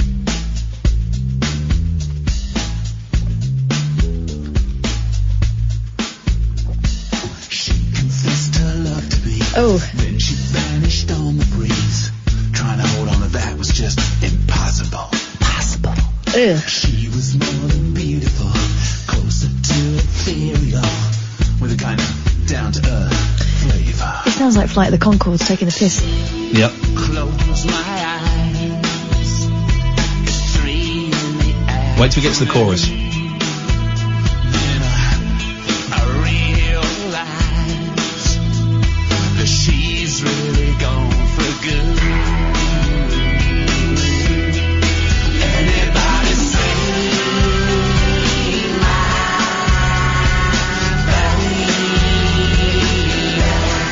It's a great chorus, right? And then Keith Richards played it to one of his kids, and he went, constant craving. And Keith Richards went, oh shit, and they had to put her name on the song. Did they? Yeah, they did in the end. They had to put her name on the song because it was such an obvious rip-off of it. Outrageous. It is outrageous. Good evening, Simon. Good evening, Ian. How are you? I'm all right, Simon. What have you got for us tonight, please, sir? Thank you. I've got a couple of things. An idea for your A side of your single. Here we go. This is it. There we go. George Martin's on the phone. I'd like to use your talents as a talented songwriter, obviously. Yeah. Your last effort, The World Cup, was a fantastic song. Yep. About a Christmas single, a new one written by you. Well, here's the thing. I'm happy to write the song, definitely. I want my mate Boyley on it. I want my mate Boyley on this record. I want you on the record, Boyley. But if you do a Christmas song, that's it, man. It gets played for 5 weeks over Christmas. Also, you know and I know we're going to have a garage full of these things, and yeah, we need to have something that's slightly more timeless. It's going to be timeless. That's why I want Boyley on this record. What am I'm paraphrasing. I'm paraphrasing Neil Diamond, Love at the Greek concert, where he gets Henry Winkler up from the audience. Oh, I'm the and Henry tonight. Winkler sings Song Some Blue as Henry Winkler, and Neil goes, no, I want the Fonz to sing my song. So, Simon, good suggestion, but no. I've also got a Johnny song for you. Yes, thank you. One of my first tapes I ever bought, Tiffany, and I'm fairly sure there's an album track called Johnny's Got the Inside Moves. Well, now, you say you're very sure. Yeah. How sure are you? This is not some silly phone-in fluff. I'm going to go 98%, but you might need to prove it. Does she say the word Johnny in the song, Johnny's Got the Inside Moves? Yeah, the chorus. You're literally just guessing, aren't you? No, Johnny's Got the Inside Moves. It's in the chorus. Johnny's Got the Inside Moves by Right. Tiffany.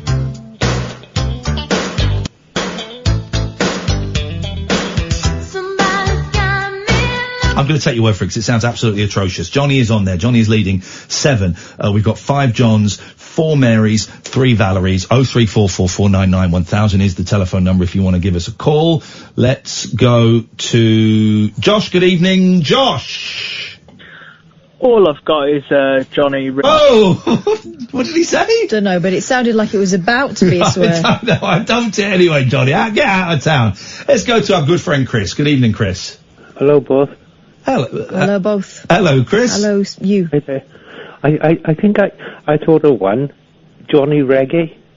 Here comes Johnny Reggae. Johnny Reggae. Of course, it's by a famous celebrity paedophile, but we will still... I didn't know that. Okay, I do. Well, it is, isn't it? Hang on a minute. It What is, do you mean? Shut up.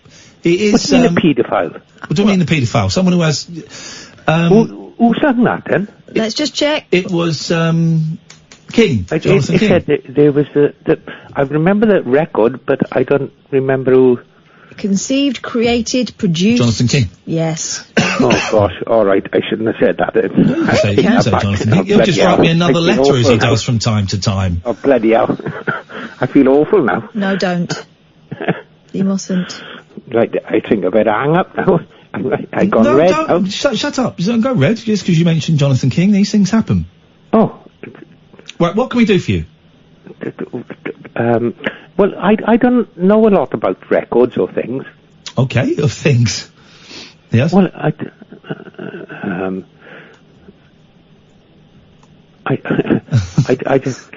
just go out now and again. Yeah. And ring this radio show up. Beautiful, and we're grateful for it. Well, you should be so as well. I am so, sir. I know. As well. Is it? I make a fool of myself now and again. Okay. But doesn't stop me from going out. This is me being. This is nice me. People complain I I know. was too mean. This is me being nice. I was listening to you. This is me being nice. You're quite welcome to hang up on me, Ian. Okay, thanks, Chris. 0344 499 1000. This is Talk Radio. Late night conversation worth losing sleep over. The Late Night Alternative with Iain Lee on Talk Radio. We have ways of making you talk. 0344 499 1000 is the phone number. Let's go to pick 1 or 2, Catherine. 1 or 2 what? The numbers. I'll go for 1 because I'm not greedy. Let's go to Dave. Hello, Dave. Hello, Ian. Hello, Kath. Hello, Dave. Hello. I've got a pack of Johnnies for you. Yeah, here we go. Let's have him. There was a follow-up to Johnny Be Good called Bye Bye Johnny. Yes, I knew there was something like that. Okay, is that by Mr. Charles Berry? Okay, yeah, Charles Berry. Yeah. Dirty Man. New Kid in Town by the Eagles. Oh yeah. Where's Johnny coming? Johnny Come Lately. He's a new kid in town. Johnny Come Lately. There's a new kid in town. Oh yeah. We're up to 10 Johnnies, 5 Johns, 4 Marys, and 3 Valeries. Land by Patti Smith. The Boy Looked at Johnny. Okay, we're getting a little bit. Is it a Johnny or isn't it a Johnny? Yeah, it's a Johnny. Right there. I mean, how many kids are at home now rocking out to Patti Smith? Dear God. What about Neil? Go as far as Neil Young then? Neil Young, on which Neil Young? Hey, hey, my. The king is gone, but he's not forgotten. This is the story of Johnny Rock. Okay, yep. And there's a John Lennon one, sort of. There's a Elton John song, what song he wrote about John Lennon after he died. I didn't know Elton John wrote a song. One night we should just do a special on songs written about John Lennon after he died. That would actually, that's a good show, Dave. That is a show. I mean, it would be the least listened to of all this crap that we put out. I can think of about 3 already. All right, hang on a minute. Let's, all right. So, we've got the Paul Simon one. Late great Johnny Ace. The late great Johnny Ace, which he's playing in Central Park. The concert he's playing in Central Park a year or 2 years after John Lennon is shot. And as he's playing it, someone jumps up on the stage and grabs him. There's the Paul McCartney one, Here Today. Is it called that? Here today. And if I told you, remember that night we cried, and all that stuff. There's the George Harrison one. All these years ago. All these years ago. Go on, what else is there? There's Not John by Loudon Wainwright III. Okay, yeah. Good old Loudon. There's a recent Bob Dylan one called Roll On John, which is about all about Bob Dylan is dead to me. Next. Move on. So the Elton John one is called Empty Garden, Hey Hey Johnny. Okay, I think on one of his early 80s albums that no one bought. Ah, yes, the ones that he himself used to cut up huge blocks of cocaine and snort them off. That's when he. There may be Giants one as well. Yeah. Can't Keep Johnny Down, which is off one of their recent albums. Join Us, I think. We're up to 14 Johnnies. Let's just say there's a definite Johnny preference. Well, here's the thing. I don't know if let's focus on Mary's. Mary Mary by the Monkees. Mary Mary by Run DMC. Oh yeah. Yeah. Also, When I Find Myself, Let It Be. Let It Be. Mary Had a Little Lamb. Macca's great single. We're up to 7 Marys. Mary, I love you. Oh baby, Mary, I want. Back to Bon Jovi. Isn't there a Mary in that song? Johnny is to. Isn't there a Mary in that? Living on a Prayer. You're asking the wrong people about Bon Jovi songs because Dave and I have taste. No. I'm sure you've both been alive while it was on and we can't miss that. Any Nickelback songs that mention names? Possibly, but nothing comes straight to mind. Oh, okay. I thought you were a fan. Sorry. Proud Mary. Oh yeah, Proud Mary. Yep. Oh, it was Tommy and Gino, wasn't it? Yeah. That was the people my mum and dad went on holiday with in the 70s. Mary, there must be loads of Marys. In the 70s, Mary was a very popular... Mary, oh, sweet Mary. Mary Jane. Hello, Mary Lou. How good, that's Mary Lou. Yeah. No. Alright. Anything else, David? Yeah, I was thinking about your 7-inch. Yeah. Do you want to get your That's hands on another it? story, yeah. Do you know there's a blues record called Big 10-inch record? If you could sort of make it a bit bigger, then you could do a cover of Big 10-inch record. Now, I'm going to play that, because that's safe to play, isn't it? Oh, yeah. It's all innuendo. Aerosmith covered it, but it's by Bull Moose Jackson. Here we go. This is great. Here's the thing. I remember when I was working in B-Jams, and my mate Iain, another Iain, brought in a tape of old blues songs, right? And I hate the blues. And he went, no, listen to it. And it's all Kitchen Man's fantastic as well. It's all like, I'm going to the Sea Suckers Ball. Wow. And they're all from like the 20s. And every generation thinks they invented sex and drugs and, but here we go, listen, this is great. This is a great song. Here we go. Ladies and gentlemen, Bull Moose Jackson. Got me the strangest woman. Believe me, this chick's no cinch. But I really get her going when I take out my big 10-inch record of the band that plays the blues. We'll play that. I tell you what, we'll play that after midnight, 'cause that's a great song. I only heard that the other day for the first time. It's a great song. It's just filthy. Go on, Dave. There's also Kitchen Man by Bessie Smith, which is a similar thing, based from a female point of view, which is rather good. There's loads of them. Loads of that filthy. Yeah. What, like My Dingaling? Oh, My Dingaling. That was I remember being at a party in the 70s and everyone singing that. That's his biggest hit as well, wasn't it? Charles Berry, outrageous behaviour. Yeah, it's not the worst thing he did, obviously. No, of course, no. Installing the cameras in the ladies' toilets was the worst thing he did. Dave, thank you very much. That we found out about. Indeed. Did we do the break at 22? I don't remember it. I just don't remember it. I don't have a clue. Let's go to Ray. Good evening, Ray. Thank you, Dave. Hi, Ian. Hi, Cass. Hello, Ray. What have you got for us? My Penarth fishing thing. Huh? I got 3 Johnnies. Okay. One Valerie. There we go. And if you want to go down a different route, I got a Dickie for you as well. Yeah, we're open for different names. We've only got Valerie, Johnny, John, and Mary at the moment. We will take any names if you think they can. We're looking for the most popular name in pop and rock. Let's have your Johnnies. Well, the Johnnies are, you said the older the better. These are really old ones. There's the Glenn Miller Band, When Johnny Comes Marching Home. Now, the name needs to be sung in the song. It is sung in the song. Then Johnny number comes 15. Marching home again, it's a vocal track. Then it's number 15. Well done. What's number 16 going to be? The Andrews Sisters. Oh, Johnny, how can you love? Johnny. Okay, yeah, lovely. Yes, I got it. I think the other guy stole my thunder with the scumbag with the Chuck Berry one. But there is another one. Do you want Valerie? Valerie by the Mellow Kings. That's a lovely tune. You've got to sing it to me. Valerie, Valerie, Valerie, Valerie, ooh. Valerie, Valerie, my heart's on fire. Valerie, my heart's desire.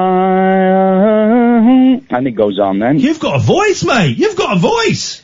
Well, you didn't think that last week when you called me a creep and I sang Beyond the Sea. That was awful. But this, you've improved. You've taken lessons. I have taken lessons. There's another Johnny. There's a really obscure World War II song, which is about shooting, about a kid who scores nothing in school. Oh. But he goes on to be a fighter pilot and shoots down Japanese fighter pilots. It's called Johnny Zero. Yep. His friends all call him Johnny Zero. Till he goes and kills some Japs. Yes, man, that's what I'm talking about. He shoots those Japs down. And there's a song by the Delicates called Dickie Went and Did It. Okay, well, Dickie. Okay, we're going to put that down as a Dickie. I can't think of one other song I don't with think we're Dickie going to in get it. many Dickies, but we're Ray, thank you very much for that. Here's a name I would like to add to the list.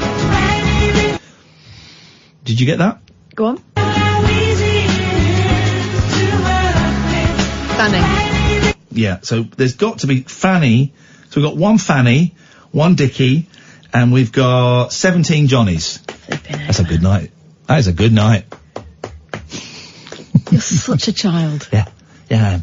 What are you going to do about it? Andy Harrison's enjoying it. He's just texted, just tweeted. Loving the show tonight, guys. Keep it up. What are you going to do? Sue me? You're not going to sue me, are you? You can't sue me for this. You can sue for that. No, you can't. Let's go to Richard. Good evening, Richard. Good evening, Ian. Good evening, Kath. Hello. Hello, first time caller. Oh, hang on. Sugar. Hang on. Is he a long time listener? Oh, yes, long time. How long you been listening for? On and off for 2 years, and when you used to work at Absolute as well. Oh, then you deserve this. Thank you. You're welcome. Worth it. Totally worth it. I have a song for you with a Mary in it. There we go. Go on. What Mary have you got? Richard Marx, Hazard. Oh, yes. Oh. No one understood what I felt for Mary. Mary! Oh, is that when Mary dies and everyone thinks went out walking all alone and never came he home. murdered her, but actually he didn't murder her. He swears he left her by the river. I swear I left her by the river when I was Mary's prayer. Yes, man. So we've got... did I just add it then or not? I'm going to add another one in case... We've got 9 Marys. A lot of Marys. That is a lot of Marys. That was a weird song. You don't get... I don't listen to I don't watch Top of the Pops anymore, but you don't get many songs about people accused of murder. Well, yes, you do. What was that song we were talking about the other day about chucking something off the bridge? Yeah, the Tallahassee Bridge. Yeah, that was from 50 years ago. I'm talking about now. So you didn't say you don't get many songs from nowadays. You just said I many songs. said I don't watch Top of the Pops anymore, so I don't know, but... Call Me the Wild Rose, though my name was Eliza Day. I said you don't get many songs about people being accused of murders anymore. Today, no. Sorry? Today, no. Do you remember that one that Kylie did with Nick Cave? The Bad Seeds. That was about murder, wasn't it? Don't know. Don't look at Sam. Sam is because it's recent. It was 1992. He wasn't even born then. Hey, here's something. Get this, Richard. Get this, Kath. Yes. You know what it is next year? 2020. Yeah. So next year it was 30 years since 1990. No. That's nuts, isn't it? It was 30 years since 1990. When I was growing up, right, in the mid-80s, say 85, 30 years ago would have been 1955, right? Next year, it's 30 years since 1990. Oh, my God. Exactly. I've been thinking about this a lot, Richard, over the past couple of weeks, doing the maths and going, it can't... No, it is. It can't be. It is. 30 years. It all makes sense. It all makes sense.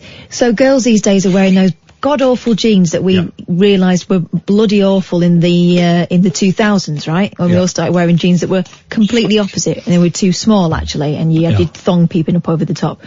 But they're wearing 1990s fashion because it's flipping vintage. Yeah, yeah. It's like when we were wearing 70s gear. Yeah. My dad would say, what are you wearing that for? You go back 30 years from next year, it's 1990. Oh You go back God. 30 years from that, it's 1960. That's how big the gap is, right? You say 1990 to me, Richard. 1992, 94. It's like, that was last week. No, 30 years ago. Oh no. You're making me feel old now.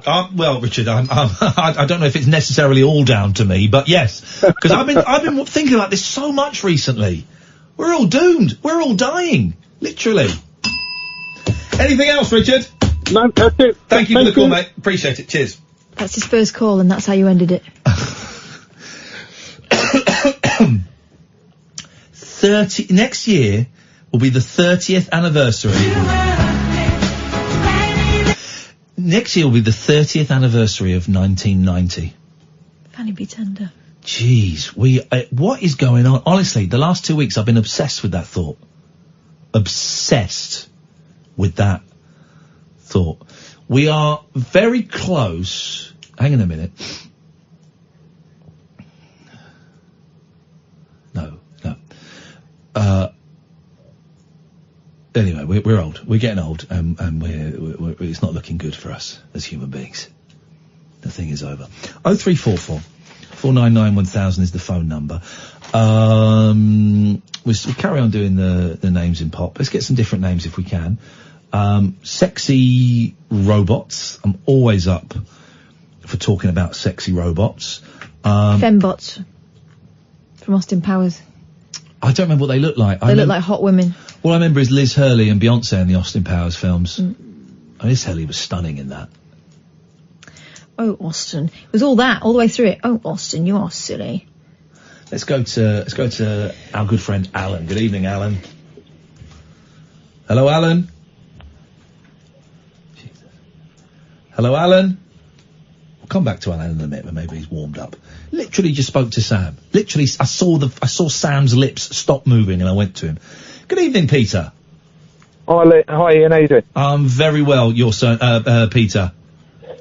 Good song with Mary in it. Long Tall Sally. Long Tall Sally. She got bittersweet. She got everything that Uncle John want. Tutti Frutti. No. Keep going. So little Mary, duck back down the alley. That's it. There we go. Beautiful. We got. That takes us up to 10 Marys. How you keeping, Ian? Huh? How you keeping yourself? I'm all right. My jaw aches. I had a tooth out. I've got a bit of a sore throat.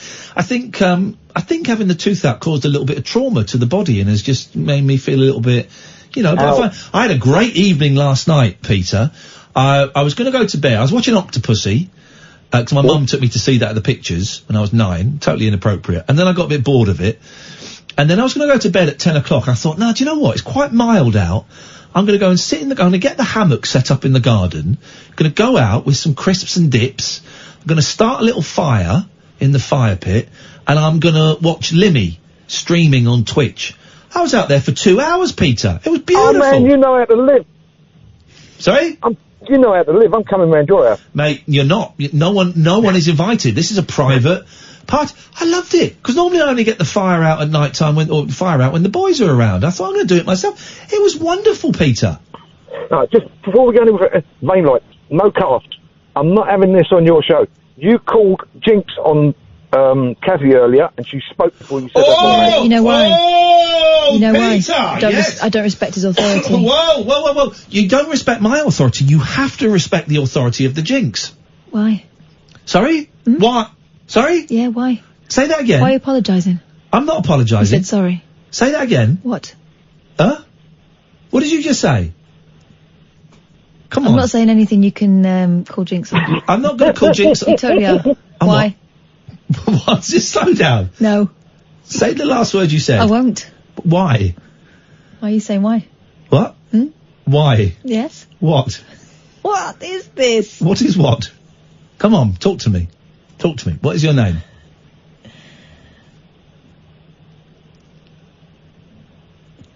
You did not respect. Peter's right. Thank you, Peter. I never played that game when I was a kid. Never. Will you play it now? Don't. Sorry? I'm 41. I'm over playing games. You're over playing what? Game. What? You can shut up in there and Mr. Cackler. Don't tell Sam to shut up. Why? Sorry? Don't tell Sam to shut up. Stop apologising. What for? What is this? What? God. What did you just say? What was the last word you just said? I didn't hear it. The last word you just said. It was... Say it. You really are a knob. I'm a what? A knob. No, I'm a what, Peter? She called you a knob. Knob. Jinx. Right. He can't speak now forever. This is Talk Radio. The Late Night Alternative with Iain Lee on Talk Radio. We have ways of making you talk.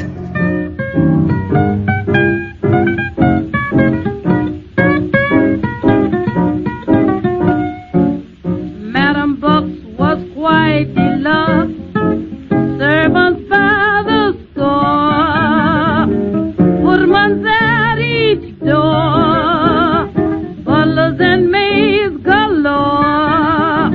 But one day Dan, her kitchen man, gave in his notice he's through.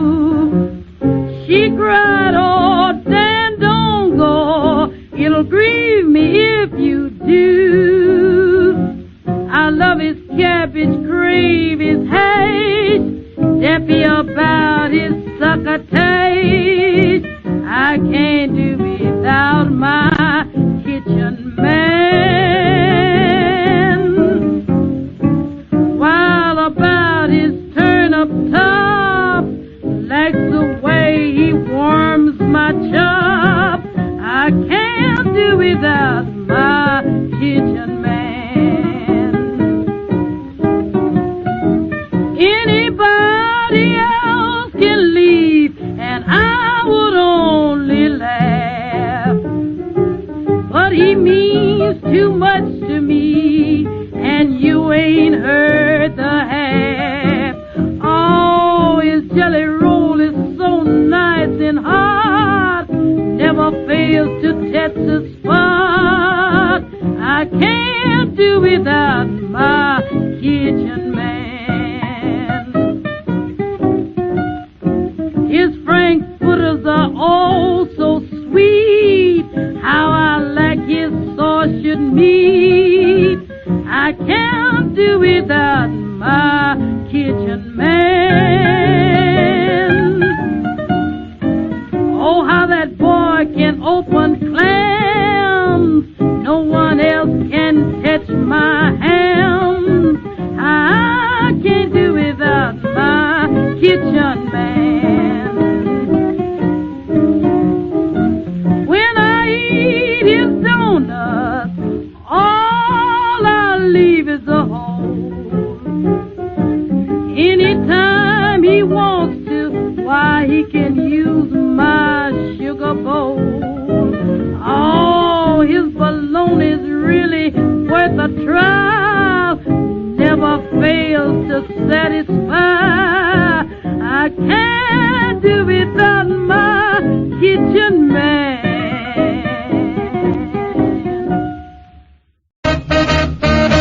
Got me the strangest woman. Believe me, this chick's no cinch, but I really get her going when I take out my big 10-inch record of the band that plays the blues.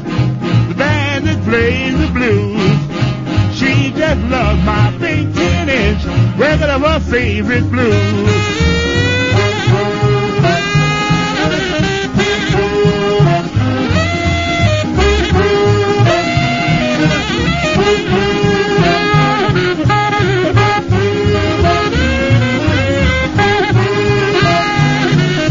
Last night I tried to tease her, I gave her a little pinch, but she said, now stop that jiving and get out that big 10-inch record of the band that plays the blues. Well, the band that plays the blues. She just loves my big 10-inch record of her favorite blues. I cover her with kisses when we're in a lover's clinch, and when she gets all excited, she begs for my big 10-inch record of the band that plays the blues. Well, the band that plays the blues. She just loves that big 10-inch record of her favorite blues.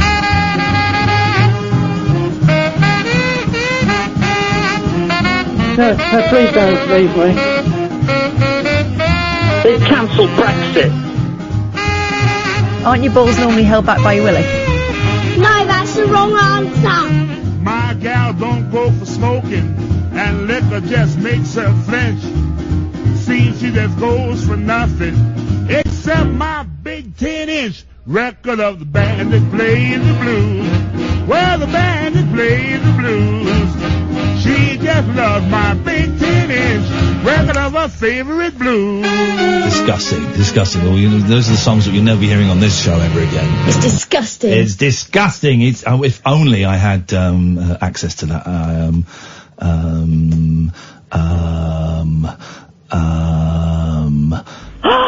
Never. That's the best I can do. Let's go to Alan. Good evening, Alan.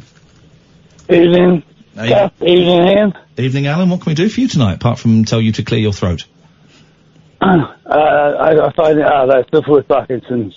He's got what? He suffers with Parkinson's. Oh, do you know what? I thought you said a swear word then. Whenever, in that case, sorry for drawing attention to your voice. Whenever, we're so tightly wound here, Alan, that whenever we hear something that we think is a swear word, everybody flinches.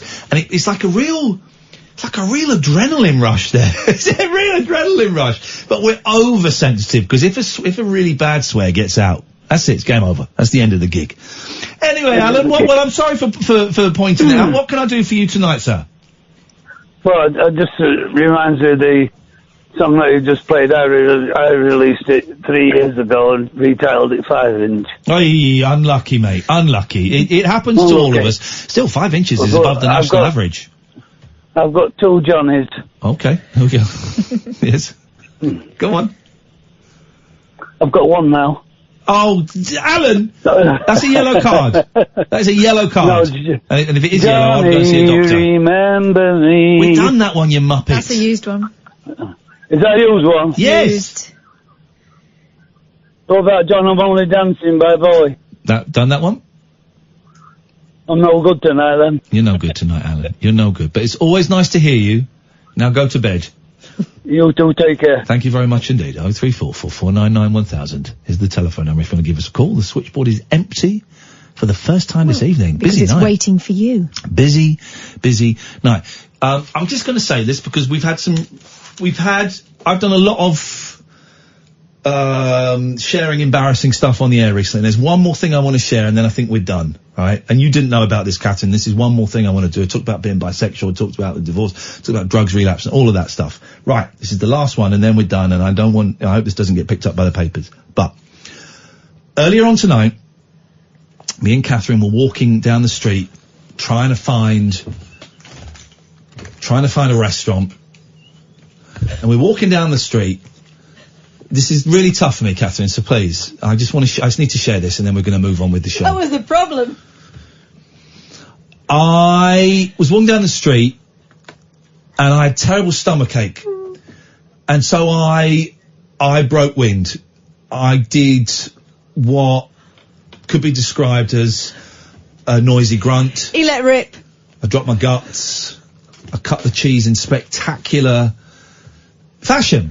It was really loud and it really stank. And for it to really smell and carry like that outside, you get a real idea of just how strong that thing is that he's working with. But I also know that it's better out than in. That's well, you say that. I prefer it to stay advice. in. As a doctor told me that advice once. Anyway, a couple of steps after the Brown incident, I just looked over my shoulder. There was a bloke right behind us, like 2 paces behind us. There is no way he would have taken the full There is no way. I think it might have even blown it back. There is no way he would not have smelt that. And there is no way on God's earth he didn't hear it. It was that. He totally heard it. He looked appalled. And I went, oh my God, Kath, there's someone behind us. I got my phone out because I said, let's just stop. I said, I think it's here. I think we've got the right. And the guy walked past us. I've never felt so ashamed in my life. So, that is it. That is my last big, dark secret that is out there. No secret. I had to say it because if I'm honest, I was worried that she, Catherine, was going to blackmail me. I feared blackmail. So I had to come out and own it. Wow. Well, I mean, I've given it to the world, really, but, and if you are that gentleman who was caught in the brown wind, sorry about your nostril hairs. I am so sorry. I am so sorry. I will pay for 3 sessions of therapy if that's what you need to help you get over that trauma. And if you suffer from noisy bumholes, I'm here for you. Let's talk. You're not alone. 03444991000 is the telephone number. Let's go to the phones, shall we? There's your second video. Are you sure? I am sure, yeah. We got one that's going to annoy the Tommy Robinson fans and one that's going to annoy humanity. So there we go. Thank you very much indeed. There we go. And a potty mouth. And we don't allow language like that, Anthony. So that was a great call, apart from all of the words that you said in it.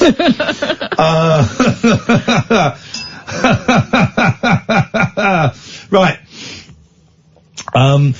3 years ago, Camilla Constance left her husband of 16 years for a boyfriend and a lover. I'm assuming they're different people. The 48-year-old, who lives in a Hampshire village with her 3 children aged from 15 to 11, also embarked on a series of polyamorous relationships before adopting a new career which would embrace her newfound sexual freedom. Camilla now works as a sex and intimacy coach, taking a revolutionary path to show women how to have the best goddamn sex of their lives. Part of her unique approach involves her often being present in her clients' bedrooms, taking notes and offering tips as the couple make love. Taking notes is a euphemism I haven't heard before. Taking down their particulars. Imagine though, you know, I find sexual intimacy, God, it's horrendous anyway. But to know that there's someone with a notepad, just watch him. Carry on. I'm not here. Oh, you're doing that, are you? Okay, interesting. I'm just going to write that down. Okay. Gosh. Oh. Okay, no, we'll talk about it afterwards. You carry on. You think 2 minutes of that's okay? I would,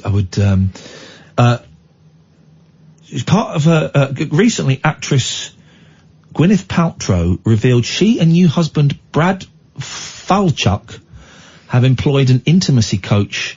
Let's see if we can get this woman on the show, shall we? Camilla Constance. Have recently employed an intimacy coach to keep their sex life hot and sizzling. Let's see if we can get her on tomorrow or Wednesday. That would be nice. Living without, this is her talking, right? Living without sex makes you so unhappy. Sex and, well, I don't know. Sex and being touched releases the hormone oxytocin. Without sex or touch, our inner barriers go up and we do not feel as if we belong within a relationship. I should know. I spent 6 years without any form of touch within my marriage. My husband wouldn't even kiss me good morning. I felt so empty inside. When I was 42, I was in a slump. I was depressed and lost. I slowly began to realise I was allowed to have desires and indeed needed them to make me happy. You found her on Twitter? No, I found her on Facebook. Brilliant. Let's get her on. Coincidentally, I met a former boyfriend and we began a passionate affair. I told my husband, who was understandably very upset, but we came to an agreement to co-parent the children and live in the same house. But over a period of time, this didn't work, and in 2016, he left. I'd begun studying to become a sex coach, having previously been a teacher. I suppose, you know, there's some kind of crossover. I hope there's not too much crossover. That bell is for me and not you. You don't pack up until she tells you. It's your time you're wasting down there. I'm feeling nothing. With the newly found confidence to make my own choices. Wet play. I also took an additional lover and joined the polyamory community, who believe in being able to have multiple sex partners as long as you're completely open and honest. I also began sleeping with women. My eyes really were opened. I want other women to realise they too can own their sexuality and rejoice in their desires. Do you rejoice in your desires, Catherine? Well, how often? I don't want to know how often. You don't have to answer. And say, you know, occasionally I find myself, well, maybe not rejoicing, but sedate whoopee is made. For a while, I had everything. A husband who paid for everything, a sexy and amazing lover, and a boyfriend who adored me, as well as polyamorous sexual experiences. Not everyone was thrilled. My mum called me selfish, to which I replied, yes, isn't it fabulous? Some friends deeply disapproved, others were envious. Even today, some people in my village are horrified at what I do. But the main thing is my ex-husband and I have a good relationship. My boyfriend did not approve of my polyamorous relationships. I now live with my lover. We broke up. I now live with my lover in a monogamous relationship. There we go. As an integrated sex and intimacy coach, did we do the quarter past break? What is wrong with me? Because I remember doing that. We'll go to it in a minute. Then we got Hugh and George on the lines. As an integrated sex and intimacy coach, I use the principles of tantric sex, having studied in California. Okay, all right. Now we're getting somewhere. California. This is where it all starts to make sense. It's all starting to make sense. One of the most popular sessions is the Goddess Reveal, in which I will actually be in the room and guiding while a couple makes make love. Sorry, I'm going on to the next thing. Make love. I have no self-consciousness, so there's no tension. Instead, it is a relaxed, beautiful experience designed to make the woman, especially, light up from within. Oh. I wonder what would happen if you had an illuminated vibrator? Could you see it through your bumhole? What? Again, you terrify me with just how you think the human body works. Once you said to me that you thought that maybe someone could give birth anally. And then we found someone who actually did, so thank No, you. they didn't. Yeah, we found someone who did, actually. Did we? Don't make me find it again. Yes, we did. Go on, find them. I'm not going to find it I again. don't remember you finding them. If you had a vibrator that was just like a, like... How powerful? Like a lighthouse? You know, like the sticks that they use to guide wave the airplanes planes in, right. One like that, and it was inside. If a lady, not you, excuse me, sorry, if a lady bent over, would it shine up on the ceiling? It's just a thought. Probably, yeah. We'll ask Camilla if we get on. I create Please don't, because I've just written to her. No mockery or tricks. We're just really intrigued by your story. I think if you ask her about question number 1. light shows, she might. You can do finger puppets. I create a fabulous atmosphere with scented candles, soft music, and lovely food such as chocolates and fruit. No! No! Oh. No! Food must not be brought into the bedroom unless it is for breakfast in bed on Father's Day. Not even the grapefruit. That's a reference to people who've been listening for a long time. The couple are quite often nervous and giggling when they arrive, but I soon put them at their ease. The woman puts on a sarong or robe over her naked body, and I encourage her partner to begin stroking her. He'll take off his shirt and later clothes. We use oils for massage. I show him how to touch her. with his fingers, mouth, and rose petals. What? His what? His rose petals? What's that? That. Guiding him while he tells her how much he loves her, looking into her eyes as they breathe together. What if he doesn't love her? What if he just tolerates her? This experience is you've been really hurt in the past. This experience is primarily about the woman. So few men really know a woman's body and have no idea where the G-spot is. I know where it is. It's at the back of the neck. Or where a torch would shine out of. The experience is so sensual, the woman often goes into a trance, and I show the couple how they can make love for hours. Or do me a favour. Who wants to do it for hours? What we forget is that women are the most sexual of the species. And if a woman is blossoming during sex, then the man will have a great time too. We're struck with this belief that great sex is all about penetration, when in fact that's such a tiny part of the true sexual experience.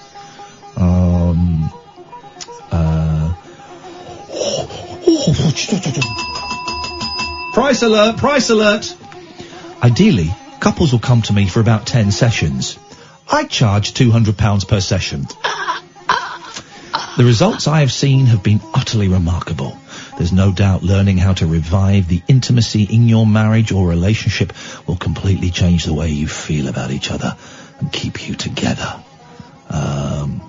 Okay, cool. Well, she sounds like, hey, listen, she sounds like, she's having a great time and helping people. Let's see if we can get her on the show. I'd love to talk to her. We got James, Sheila, Hugh, George. We could have you as well, dear listener. Busy, but we will fit you in if you call in now. 0344 499 1000. This is the Late Night Alternative. Weeknights from 10 with Catherine Boyle and Iain Lee, only on Talk Radio. Whispering lunar incantations for cross-parents, cross-dressers. Yeah. Did you know this about me? And cross-rail workers. Steel and polycarbonate. The Late Night Alternative with Iain Lee. I've got a very poor internet connection. On Talk Radio.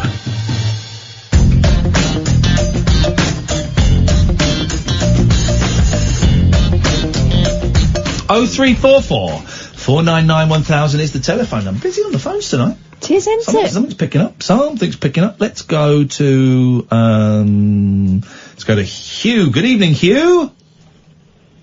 Good evening, Ian. Good evening, Hugh. What can we do for you this evening? Good evening, Kath. I've got a Mary for you.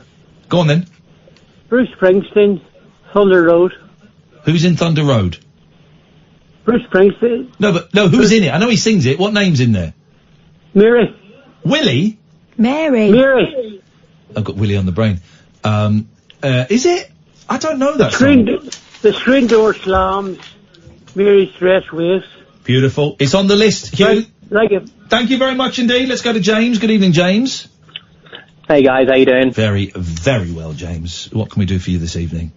Good. Your story jogged my memory, and it made me think of an incident about a year or so ago. Be brave, James. Be brave. Be brave. Join me. This is like therapy for me. Yeah, it is. It's great therapy for farters. It's German for fathers. I could just talking about German dads. Farters. I mean, what were the Germans thinking? Farters. How is your farter? It's not their worst idea. How's your farter? It's pretty close. Calling dads farters. Oh, yeah. Anyway. Oh, come here, mate. That gets a high five. That's why she's my best friend, James. That's why she's my best friend. Anyway, sir, go on. Tell us your story, because the laughter's gone. We're going to be doing this seriously Sensible now. Come on. Tell us what happened, buddy. Serious therapy, guys. So I took my girlfriend. I was trying to woo her at the time. Woo! I don't need to woo her now. So I wooed her by taking her on a kind of trip to Yorkshire, and then drove her all the way back. And I had about 3 hours worth of fart in me.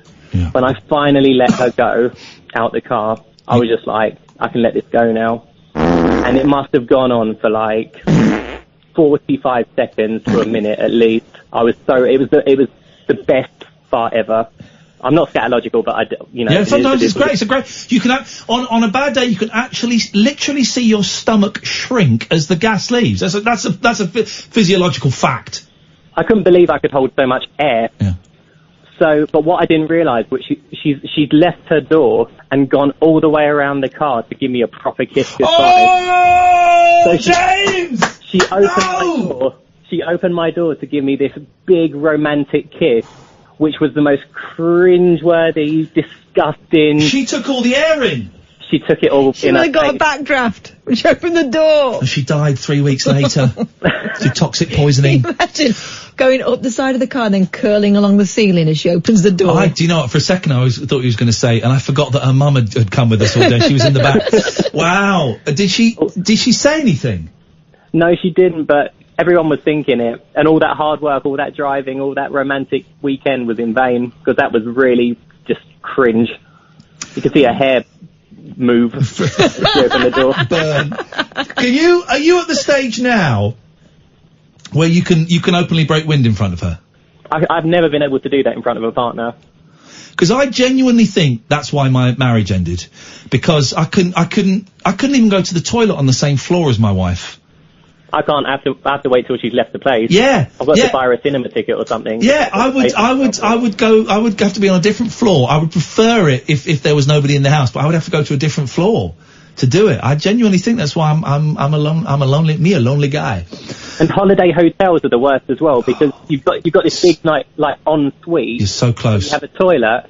And so close. Spend your whole holiday looking somewhere else to go to the toilet. Yeah. You can't go with them in the room. Well, the toilet is literally right next to the bed, separated by a wall. That's it. Right. Exactly. James, honestly, I know Catherine's giggling and Sam's giggling and people, but you know what? If this conversation, James, if this helps one person, then it's totally been worth you phoning in, mate. And I really appreciate your honesty tonight. A massive weight off my chest and colon. Exactly. Thank you very much, James. Thank you very much indeed. This is what happens. But you're off for a week or 2 weeks? A week. Make it 2. Why? So you can blow off. Hasn't stopped you before. Here's what we'll do. When Kath's off, Sam, I don't know if I'm assuming you're working, we're going to make it lads. We're going to have a lads special. I'll bring in some tinnies, bring in some copies of Razzle, I'll bring in, I tell you what we'll get. We'll get one of those, this is brilliant. We'll get one of those basketball hoops that you just stick on there, and we'll just play basketball. Totally what we're doing. It's going to be awesome, man. I'll bring in some karate films. Get some of those, like, peanut cards where each time you take a peanut off, you get closer to the nudie woman underneath. What, a rack of peanuts? Like they're selling pubs. My, it was a bit of sexy fun. A little bit of sexy fun. My friends who came around at the weekend were most impressed with my chupa chup tree. I bet they were. They were very... Did you let them have one or not? Yeah, for £1. My kids have locusted ours. I've still got loads on there because I bought a chupa chup tree. 20 quid or 25 quid. Yeah, like the ones you get in chemists. It's amazing. Like a carousel full of chupa chups. And Kath got one. I went, I'm getting that for the boys, and the boys loved it. And it's the whole big display with the thing. And of course, it was the present of the Christmas. Over Christmas, they went nuts for it. They're having like 4 chupa chups for breakfast, and I went, look, it's Christmas for the next couple of days. For the 3 days you're here, you can do what you want because it's Christmas. it's Christmas. I get what it's like. But now they come over and they forget about it, and I go, don't forget, got Chupa Chups. Oh yeah, and they'll have one. That's going to be there forever, man. I'm tempted to go into a chemist and sell it to them for 25 quid. Bring my girls round, they'll finish that off. Yeah, it's great. I love that. Honestly, and I tweeted a picture of it, and everyone went, "Oh, you won Christmas." It was such a great find. How did you find it? You just stumbled. Did it recommend it to you? No, I can't remember what I was thinking. I think I was looking for, like, sweets or something, and it just flashed up. I went, Yeah. Does it? I'll have some of that. Does it? 0344 499. This is strange. What? Bart Sibrel's email website. Bart Sibrel, by the way, is we didn't say something. He's a conspiracy theorist, I guess you could say. He doesn't think that man landed on the moon. There's a very famous clip of Buzz Aldrin punching a guy in the face who said he didn't land on it, and that's this guy that we're trying to find. His website doesn't seem to work, and I wonder whether NASA have he's been silenced by the man. Well, he's in the papers today. I can't find him on Facebook. He's in. Hang on a minute. Where is it? I just saw him. Conspiracy theorist Bart Sibrel, 55, is insisting the Tennessee conspiracy theorist who was punched in the face by astronaut Buzz Aldrin. Did I say Buzz Lightyear? I may have said Buzz Lightyear. Is doubling down on his claims that the moon landing was fake on the 50th anniversary of the historic Apollo 11 space flight. And by God, aren't we all pleased that rubbish is over? Boring. Controversial American filmmaker Bart Sibrel, 55, says the moon landing was staged. Sibrel claimed shadows in the photographs from the landings, which appear to intersect at different angles, will be completely impossible to take on the moon. He says he even has a secret audio track of the CIA directing the fake moon landing. Oh, now we're talking. I went from being the biggest fan of the moon missions to being their biggest critic, Sibrel said to Florida Today. Anyway,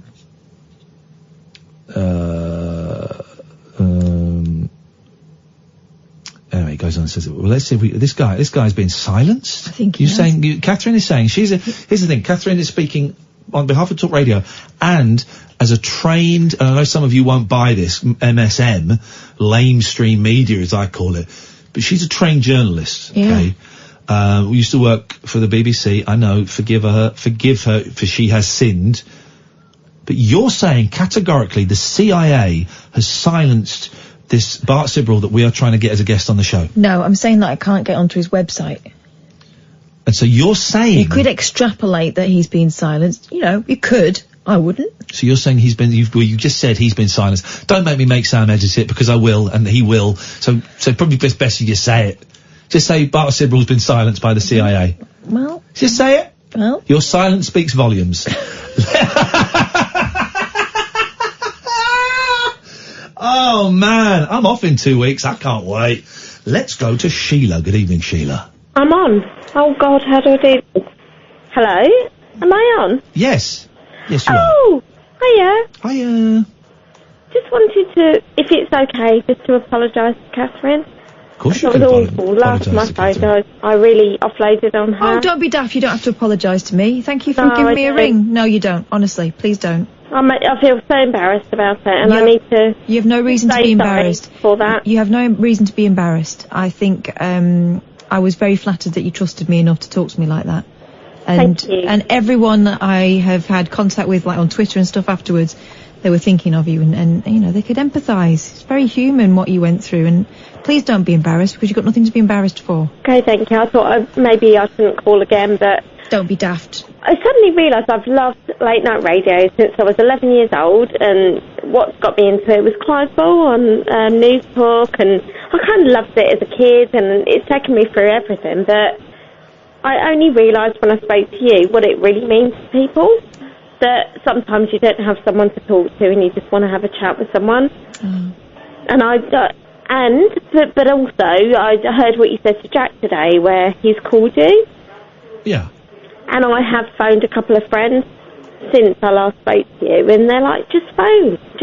And I have done that, and that's been really nice. Good. Because it's not your issue, it's not something we should be loading on you, and that's why I feel terrible about what I did to Catherine the other night because I shouldn't have offloaded it on you because you're not my friend and you're a radio person and it's not something I should have done. No, but I'm a human being and, you know, I realise that I'm in a really privileged position where I'm working late at night when, you know, your friends aren't answering the phone. If you feel comfortable talking to me, I'm not going to say don't. All right? And I would have told you if I felt uncomfortable about it, Sheila.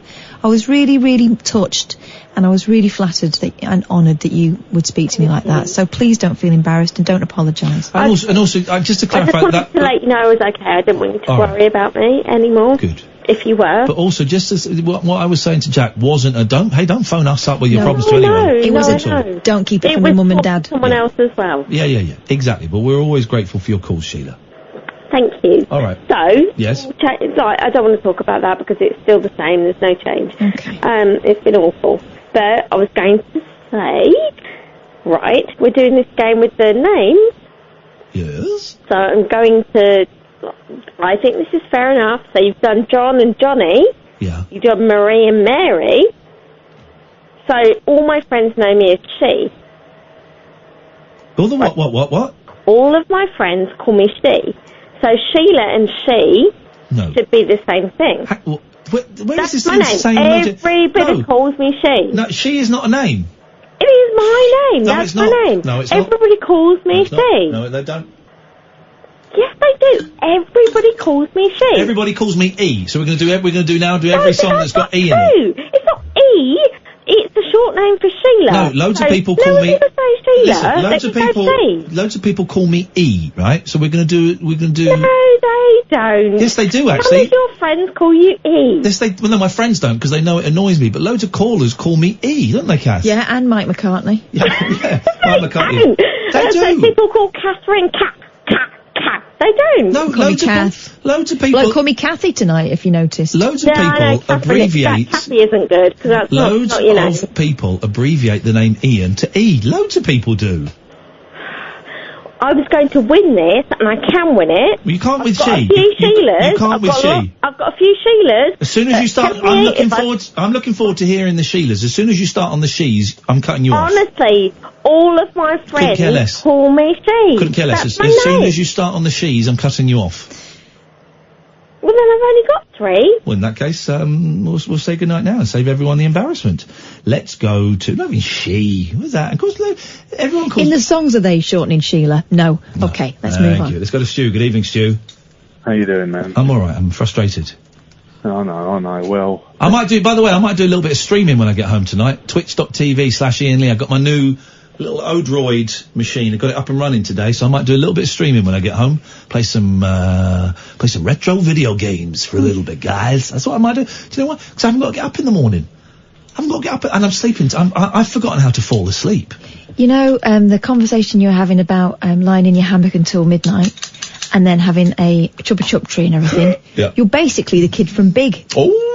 You've realised that you're a grown-up and you're living under your own rules and you can do what you want. Exactly. But I've forgotten how to fall asleep the last... Yeah, I'm not great at it. 5 or 6 nights. So I might play some games. Twitch.tv/Iain Lee. Yes, Stu! Yo, I've got a fart story for you. Okay, we did ask for it, I suppose. You might want to strap in for this one, mate. I'm certainly gonna hover over the dump button and the fader. Away you go. Don't worry about it, it's not that bad. You're going to laugh, you're not... When I was 18, which was an embarrassingly long time ago... Yes. I got dumped by this girl. Yes. Right? And she said I could take her out one last day. Yeah. That's nice of her. How charitable. Yeah, to prove to her I could win her back, yeah? So I went out, thinking to myself, oh yeah, I'm going to win this girl back. Had this date planned, right? Put on all my best aftershave, got, you know what I mean? Just really spruced myself up. Yes. But before I went out to meet her, my mum made us dinner, and it was a curry. Right, now, I think you can see where this is going. Yes, I can, yes. You had a delicious meal, thanks to Mum. Oh, well, yeah, a delicious meal that did a conger in my colon.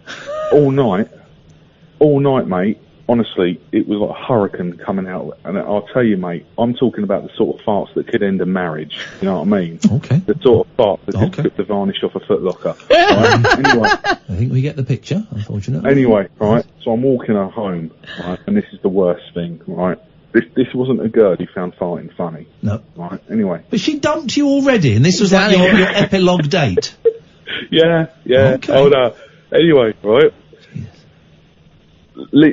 Needless to say, this is what killed the child. Needless to say, you had the last laugh. Well, they say shit or bust. like Alan Partridge, yeah? Anyway. Nearly got her home, felt a fart brewing, and I thought, right, I'm not going to do it in front of her. Right, so I said, hang on a second, I'm going to go behind this tree. Right? So I went behind this tree to do this fart, only I felt that it was going to be a bit more than a fart. Jeez. Right? So I pulled my trousers down, let's just say I artex the tree. Oh, okay, thanks very much for your call, Stu. I really appreciate that. That call happened. Thank you very much indeed. Dear God, I'm not going to give out the phone number because I don't want anyone else to call us tonight. You started it. Set free your mind. Let your fancy take flight. Conversation gets curiouser by the glow of moonlight. The Late Night Alternative with Iain Lee on Talk Radio. And then we're nearly done, Boyley. Look at that. Magic, isn't Busy for a Monday night. Well, thank you everyone for your calls. I hope you're liking the funnier show. I hope you're liking me being nicer. I'm nicer. I'm a nice guy. I just want people to like me. That's all I want. Why are you pausing there? Oh, okay. I was just waiting for the... No, I'm a nice guy. There isn't one. No. What have you got? Right, okay. The one I was going to read to you. Yeah, oh yes, I turned you off that a while ago. Well, it's awful. Okay. Do you remember when we were at 3 Counties and I told you that there was a woman who'd rung up the consumer programme because she'd had her pelvis broken by a randy dolphin? I also remember the man who phoned up because he went on a dating site. There was a consumer programme on a station we worked at. And it was always like, I bought these shoes and they broke, or I went on a holiday and the food was awful. And this guy phoned up to say he'd gone on a dating website and he hadn't found love and he'd been really disappointed with the dates that he had been given. And the presenter said, what was the name of the website? And he said, Catherine? Localsluts.com. That was? Localsluts.com. Wasn't what he thought it was going to be. By the way, there's a lovely bit in Cobra Kai where he's trying to start the bad guy, whose name I don't remember, is starting Cobra Kai up, and he's doing it by handing out flyers and no one's interested. And his young his student goes, I've done a website. I built a website. All right, fine. So then the bad guy starts going around to these kids going, we're on the internet. If you go to www.Cobra Kai .com, that's all in lowercase, and I just thought that was such a lovely... Go on, sorry. Well, here's a story that's more akin to the dolphin story. Yes. This is awful, actually. Okay, but you're gonna... But words of advice, if you are going abroad don't have soon, it off with the dolphin. No. British mother of 2 tore her uterus when water was forced into her as she went down the kamikaze water slide. I've heard this. This is why opening a can of Coke or a champagne bottle by a woman's vagina can kill them. That's true. I remember hearing that at school. Remember, that was a thing. If you open it by a woman's vagina, it will kill them. How can you open a can of Coke with one? No, by it, not with it. So you what you shouldn't do is you shouldn't shake it and then... Why would you? What way to pop? It will kill them. The rush will kill them. Well, it's a true story that I heard when I was 15. Well, it's based in fact by the looks of it. Thank you. A British mother claimed she lost 6 pints of blood after an accident on a kamikaze water slide on holiday in Tenerife left her with a torn uterus. Yep. Tony Steedman, 25, of Clackmannan, Scotland, was on holiday with her husband, Adam, 32, in Tenerife when they decided to go to a water park. As she prepared to shoot down the freefall kamikaze slide, she claims lifeguards didn't warn her about folding her arms or crossing her legs. Reaching the bottom, she said she felt as if she needed the toilet, but was horrified to find blood pouring from her legs as a result of a torn uterus. No. Rushed to hospital where she had to have 3 blood transfusions and feared she would die. What part of the world is this? Tenerife. Oh God, they're going to be horrible hospitals, really scummy hospitals. The doctors there won't be trained. Mrs. Steedman told her son. Why am I here? The slide. So I'm not really in the centre of the camera. Mrs. Steedman told the son, the slide was really fast and when I hit the water in the bottom I felt something just burst inside me. This is bloody awful. Well, yeah. When I stood up I felt as though I needed the toilet, but oh God, this is awful. Why are you telling us this? Well, so in future when you go down the slide, cross your arms and cross your legs, for the love of God. She was later taken carrying on. She was later taken to a bigger hospital in the north of the island, where she had surgery. Surgery. To repair the uterus tear. Done herself a mischief. Caused by the huge gush of water. Mrs. Steedman spent 3 days in hospital and eventually flew home 5 days later before taking 8 weeks of work to recover. There's all the maths. She was unable to get any compensation because she didn't inform her insurance company of the holiday before jetting off. She can still have children, but she's furious she had to go through such a painful experience. For the love of God, will you cross your legs when you're going down those slides? Or go head first. No, a fella went head first the other day down a slide. Yes. He broke his neck. Yeah. Didn't he? Yeah. I've got the video here. I don't want to watch the video here. No, they put it on the end of this story because it's all warnings about water slides. That was that Tenerife as well? It was Benidorm. He went down a water slide head first, and he broke his neck. It's incredible. Absolutely incredible. Water parks. Ay. All right, let's go to George. Good evening, George. Good evening, Ian, Catherine. Hello. What can we do for you tonight, George?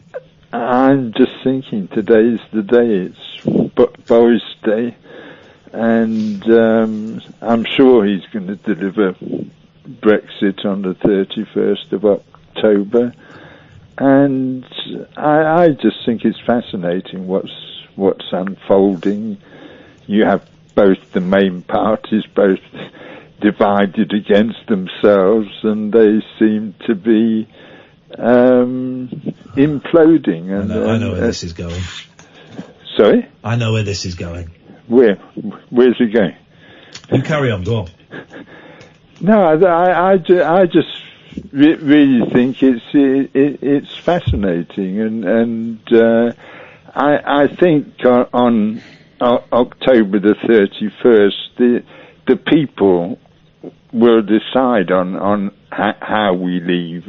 Either we'll leave with whatever deal is on the table, or we'll leave with no deal. But the people, the electorate, will decide. The politicians are not going to decide about it. But what are the people going to do on October the 31st?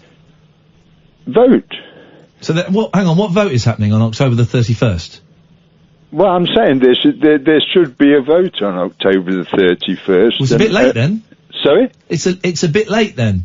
Why is it a bit late? Because that's the day we're supposed to leave. Yeah, but Boris can say we're leaving, and the people are deciding how we're leaving. But he can do that, and I just think that makes even less sense than anything else I've heard about Brexit so far. But sure, why not? Why not? Why does it make less sense?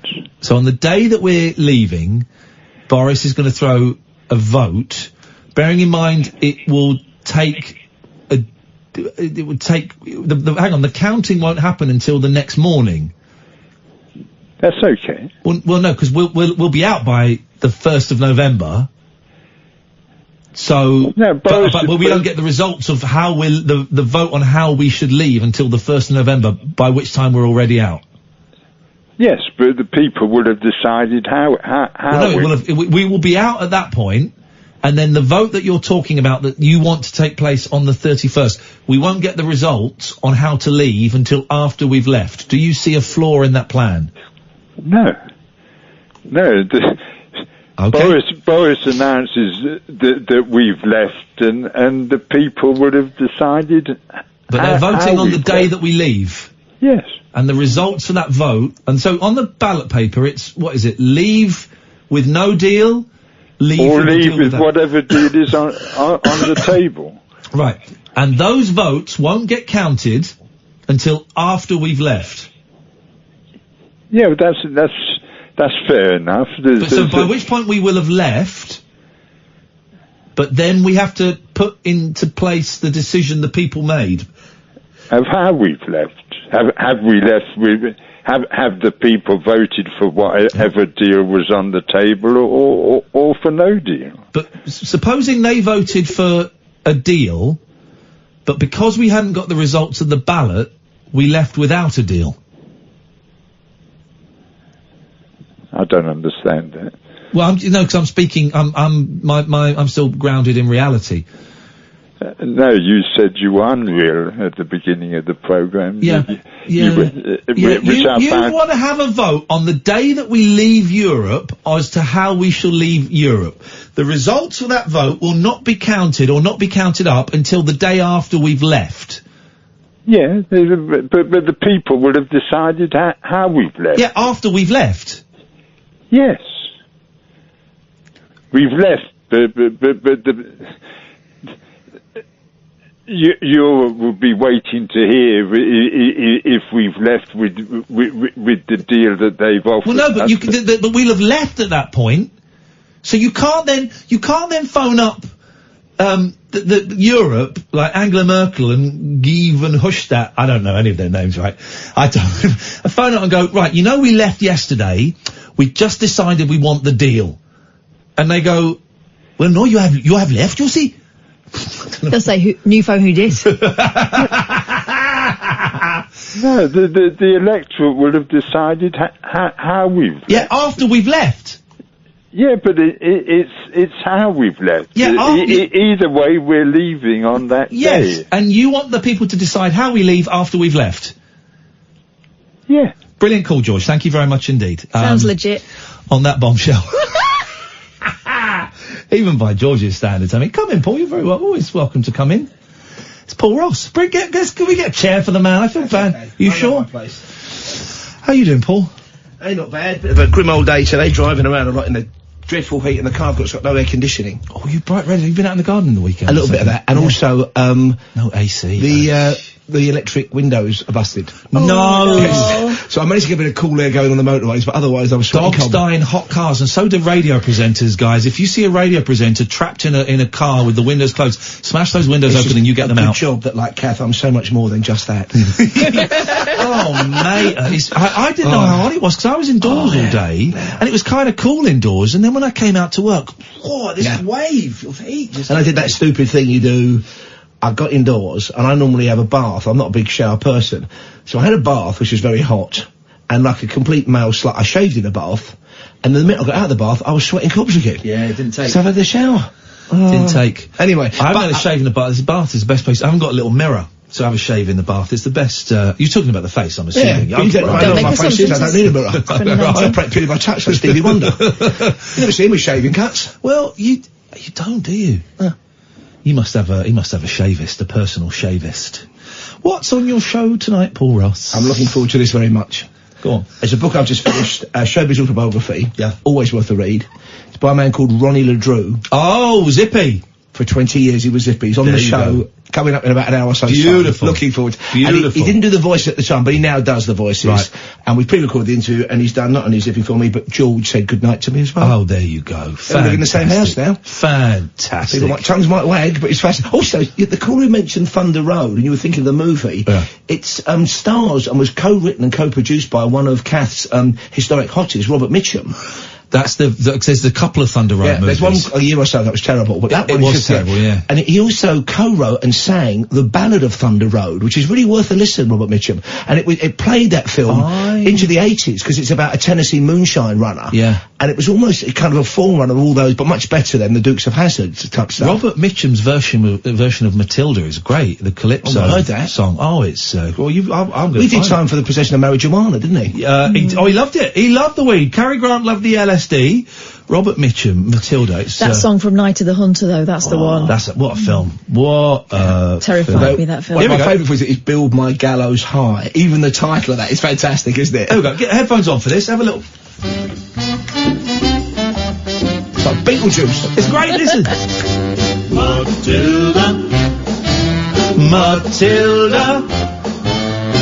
Matilda, she take me money and run Venezuela. Do you know this song? Yeah. It's such a good song. Is he doing a racial snapshot? Slightly, yes. Typically tropical. That's It's a great song. I love that and song. that song you played, Whip Out My Big 10-inch record of the band that plays the blues. Yes, yeah. I played that in puckish mood one Saturday morning on BBC Sussex and Surrey. How did that go down? Well, I had a couple of comments saying, can we have it every Saturday morning? Nobody, don't listen, nobody complain, it's fine. They loved it down there. Whip out my big 10-inch record of the band. There's loads of those old blues songs that are, and kind of early jazz songs that are filthy. The whole thing rock and roll. It's all sex, isn't it? It's sex. It's all about, having it away. Anything else, or? On a very different note to Zippy, we are talking about the fact that, slightly overshadowed by the moon landing commemorations, it was the 75th anniversary of the Stauffenberg plot to assassinate Hitler. Didn't end well for anybody concerned. We've got a great author on who's written a book called Killing Hitler. It's about 10 years old now, but there were about 40 attempts on Hitler's life, and he goes through in great detail 8 of them that were all near misses, which is why Hitler believed increasingly, megalomaniacal degenerate that he was kind of guided by Providence. So we're talking Hitler and Zippy. Hitler was definitely a degenerate. Tell you what, Paul Ross is up next. This is Talk Radio. Let's have a bit of Robert Mitchum to get us out of here. Here we go.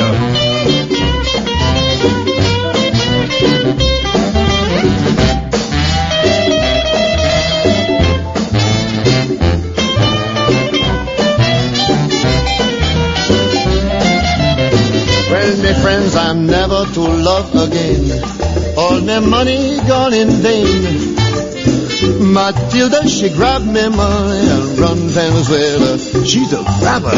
Matilda, Matilda, Matilda, she takes me money and run Venezuela.